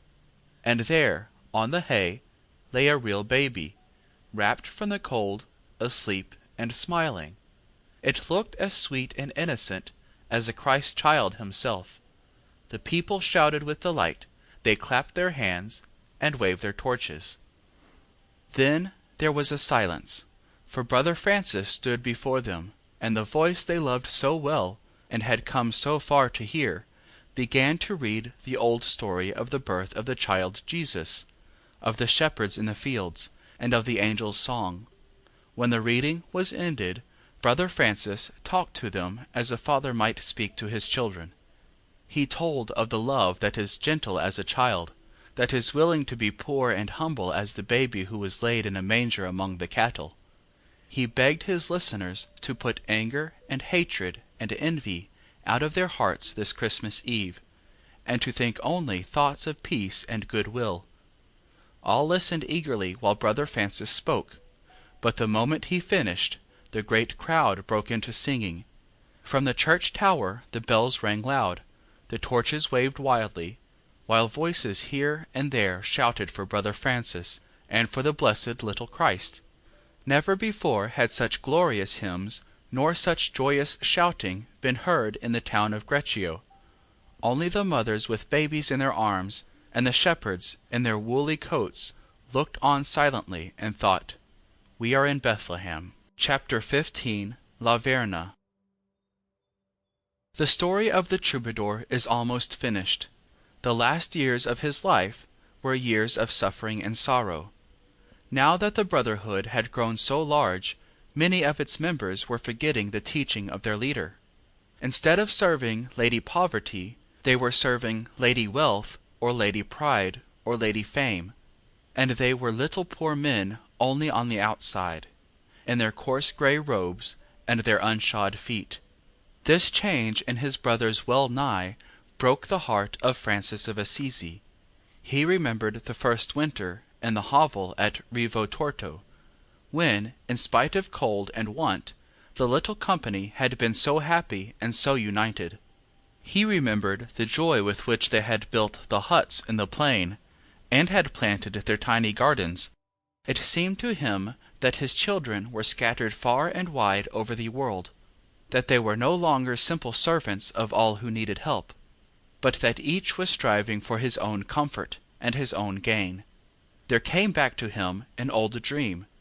He had dreamed of a little black hen who had so many chickens that she could not gather them all under her wings. Some would be left out to die of cold or to be stolen by the fox. Even in his grief, Francis smiled over his dream. I am the little hen, he thought, and I cannot any longer shelter my brood. Besides his sorrow, Francis had much illness and pain to bear. His body, Brother Ass, as he sometimes called it, was worn and weak, but his heart was brave, and his spirit was always sweet. In those days, sick people could not have the help and comfort that doctors and nurses have learned to give. There was no ether nor chloroform to put a patient out of pain, and surgery was horribly cruel. Once, when Francis was exceedingly ill, the doctors decided that they must burn his forehead with a hot iron. As the surgeon came close to him with a terrible rod, heated till it looked white and quivering, Francis shrank away fearfully for a minute. Then he lifted his hand and said cheerily, "Brother Fire, thou art one of the most beautiful of all things. Help me in this hour. Thou knowest how I have always loved thee. Be courteous to me today." The brothers, unable to bear the sight, had gone to the next room. A moment later they came back, and Francis, smiling on them, said, "Why did you run away in such a cowardly fashion? I have not felt the pain." He added, "Brother Doctor, if it is necessary, you may begin again." One great joy remained to Francis almost until the end. the joy of being out of doors, his love for a life under the sky, his love for birds and flowers, for long journeys through the river valleys or among the high mountains, never left him. One mountain he loved best of all. It is called La Verna, and it stands wild and beautiful among the Tuscan Apennines. A certain Count Orlando, to whom all the region belonged, had once heard Brother Francis preach, and had said to him, "I have a mountain in Tuscany. It is a silent and lonely place, where one might rest and think and pray. If you would like it, I will gladly give it to you and to your brothers." The old story says that Brother Francis was greatly pleased by this gift of the mountain. He thanked first God, and then Messer Orlando, and he promised that when he should return to the Portiuncula, he would send some of the brothers to Messer Orlando, at his castle of Chiusi. This castle stood, and its roofless walls still stand, where the road begins to climb to La Verna. So it happened that when Count Orlando went home, he was visited by two grey brothers from Assisi, come to see if, in the forest of La Verna, they might find a fit place for Brother Francis. Count Orlando received the two brothers with the greatest joy and friendliness, and, because the mountain was filled with wild beasts, he sent armed men to escort the strangers. The little poor men, with their guard of soldiers, searched about on the steep, rocky mountain, till they found a small level place, like a natural terrace, looking off to the southwest. "Here," they said, "is the right spot. Let us build huts for ourselves and for our brothers." The soldiers of Count Orlando began to cut down great branches from the fir trees and beeches, and with these they helped the brothers to make rude shelters. Then startled eyes looked out from the green shadows, and soft feet rustled away over the fallen leaves, and 1,000 pair of wings made a whirring sound, for all the wild things of La Verna were disturbed by the loud voices and the ringing axes of Count Orlando's soldiers, and Brother Francis was not there to understand and comfort them. When the green, sweet-smelling huts were finished, the two brothers, with their guard of soldiers, went back to the castle of Chiusi to thank Count Orlando for his gift. Then they journeyed down to the plain of Assisi, and reported to Brother Francis that the Tuscan mountain was the fittest place in the world in which to think and pray. Brother Francis rejoiced at the account of the two brothers, and he thought it good that a company of the poor men should keep at La Verna the feast of St. Michael and All Angels, which comes at the end of September. He started out bravely on foot, as of old, but during the long, rough journey he became so weak that the brothers were forced to ask help of a peasant who was riding upon an ass. The peasant gave his beast to the sick man, and walked beside him all the way, until they reached the sheer grey crags below the little huts that Count Orlando's soldiers had built. Here they rested under an oak tree before making the steep climb. Brother Francis sat looking about the place, of which he had heard so much, and, says the story, as he was looking and thinking, there came great flocks of birds from every direction, singing and beating their wings, and they showed signs of joy and welcome. They circled around Francis, so that some perched on his head, some on his shoulders, on his arms, in his lap, and even on his feet. His companions and the peasant saw them with wonder, but Francis said, all happy of heart, "I believe, dearest brothers, that our Lord Jesus Christ is pleased that we are to live in this lonely mountain, since our sisters and brothers the birds show such joy at our coming." The little company lived for some weeks on the mountain. Apart from the others, that he might be more alone, Francis had a tiny hut, and here he spent much time in prayer. Only Brother Leone was allowed to come to him, before dawn each day, bringing his scant food. His only other comrade was a falcon, whose shrill cry used to wake him long before light. But sometimes, when Brother Francis, worn and ill, lay sleeping, Brother Falcon, like a person discreet and pitiful, would be silent until later in the morning. The forest was full of singing birds, but sweeter music than theirs sounded sometimes in the ears of the little poor man, who, growing weaker and weaker in body, fixed his mind more and more on the glory and the joy of the heavenly life.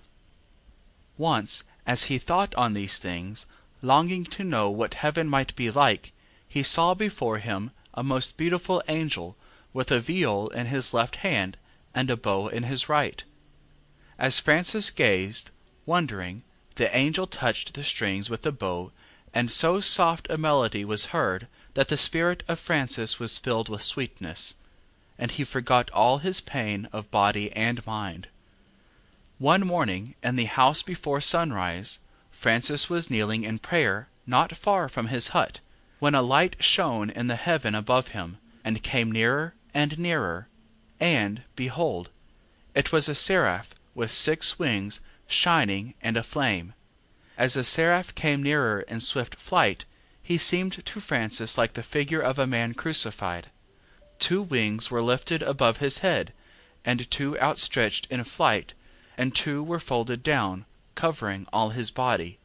And Francis was filled with fear, and yet with great joy. Then all the mountain of La Verna seemed to burn with the rosiest flame. The flame shone out and lighted all the hills and valleys far away, as if it were the red light of dawn.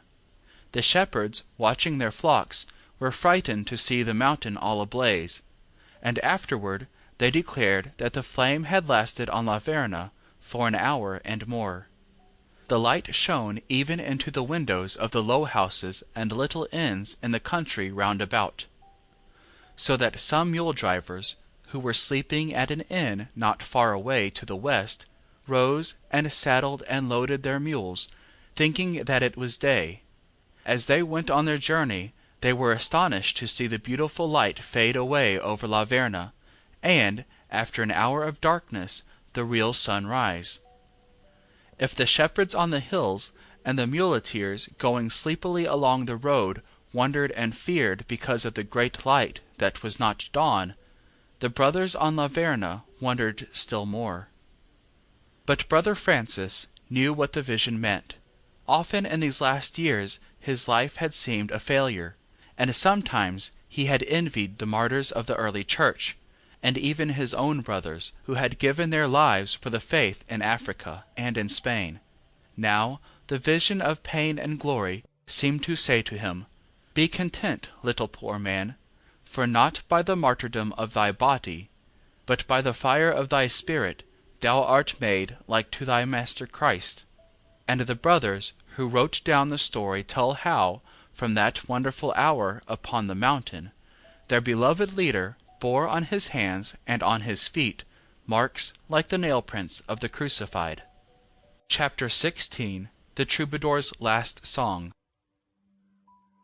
Almost the first we know of Saint Francis of Assisi is the story of the sweet-voiced lad who liked to sing gay songs of love and war. Almost the last that we know of him is the more beautiful story of the song which he made and sang only a little while before he died. He had been terribly ill, he was weak and sad and in great pain, but one morning his friends heard the wonderful voice, strong and clear as of old, singing words that they had never known. He had often sung the sweet old Latin hymns, but these words were Italian, and so simple that it seemed as if the singer had made them as he sang. And so he did. The weary, suffering man was still at heart the troubadour. He was still, as he used to call himself, the lark, and, like the lark, he sang for sheer happiness and praise. It is not easy to put the quaint old Italian into English. The beauty and the music seem to disappear.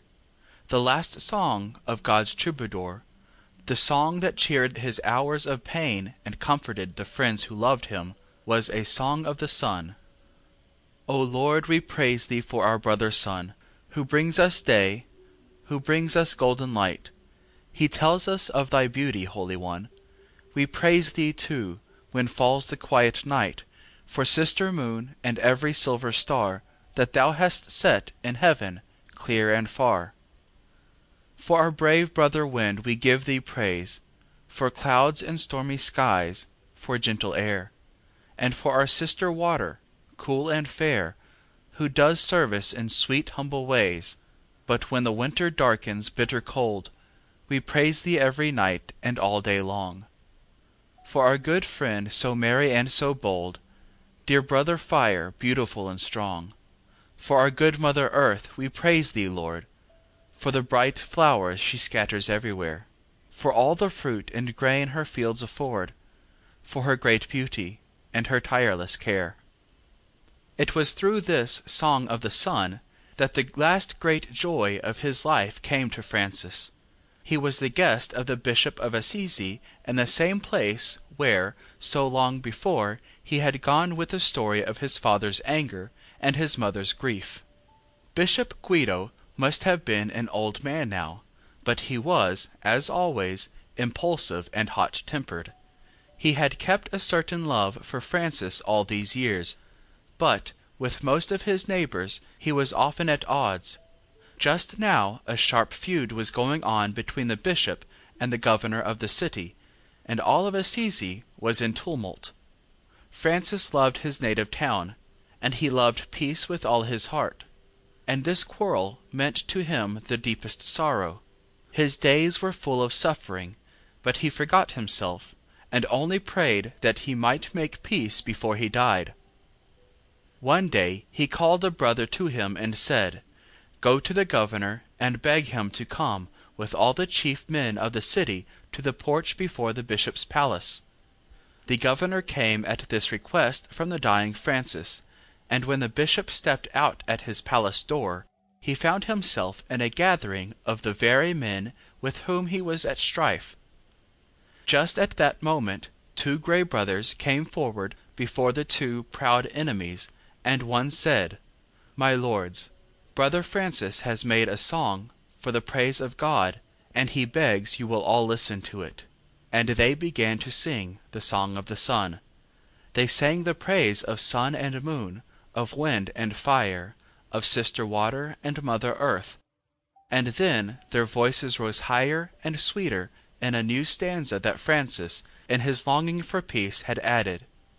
We praise thee, Lord, for gentle souls who live in love and peace, who bear with no complaint all wounds and wrongs, who pity and forgive. Each one of these, Most High, shall be thy saint.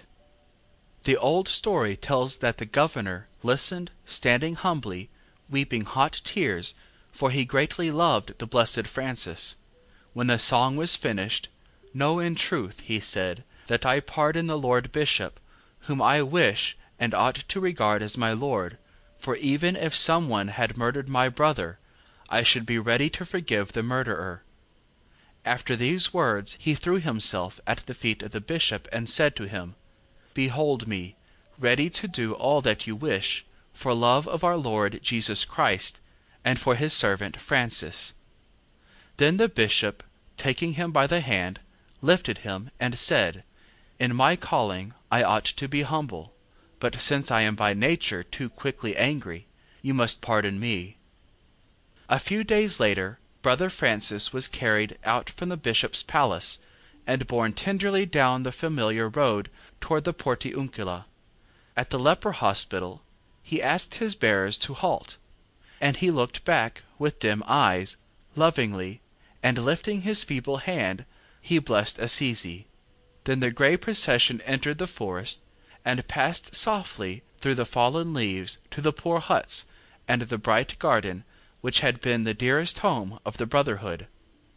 And here the troubadour, the little poor man, died, happy and high-hearted, singing praise at the last for the welcome coming of our sister Death. In Umbria. Under a roof of twisted boughs and silver leaves and noonday sky, among gaunt trunks where lizards house, on the hot sunburnt grass I lie.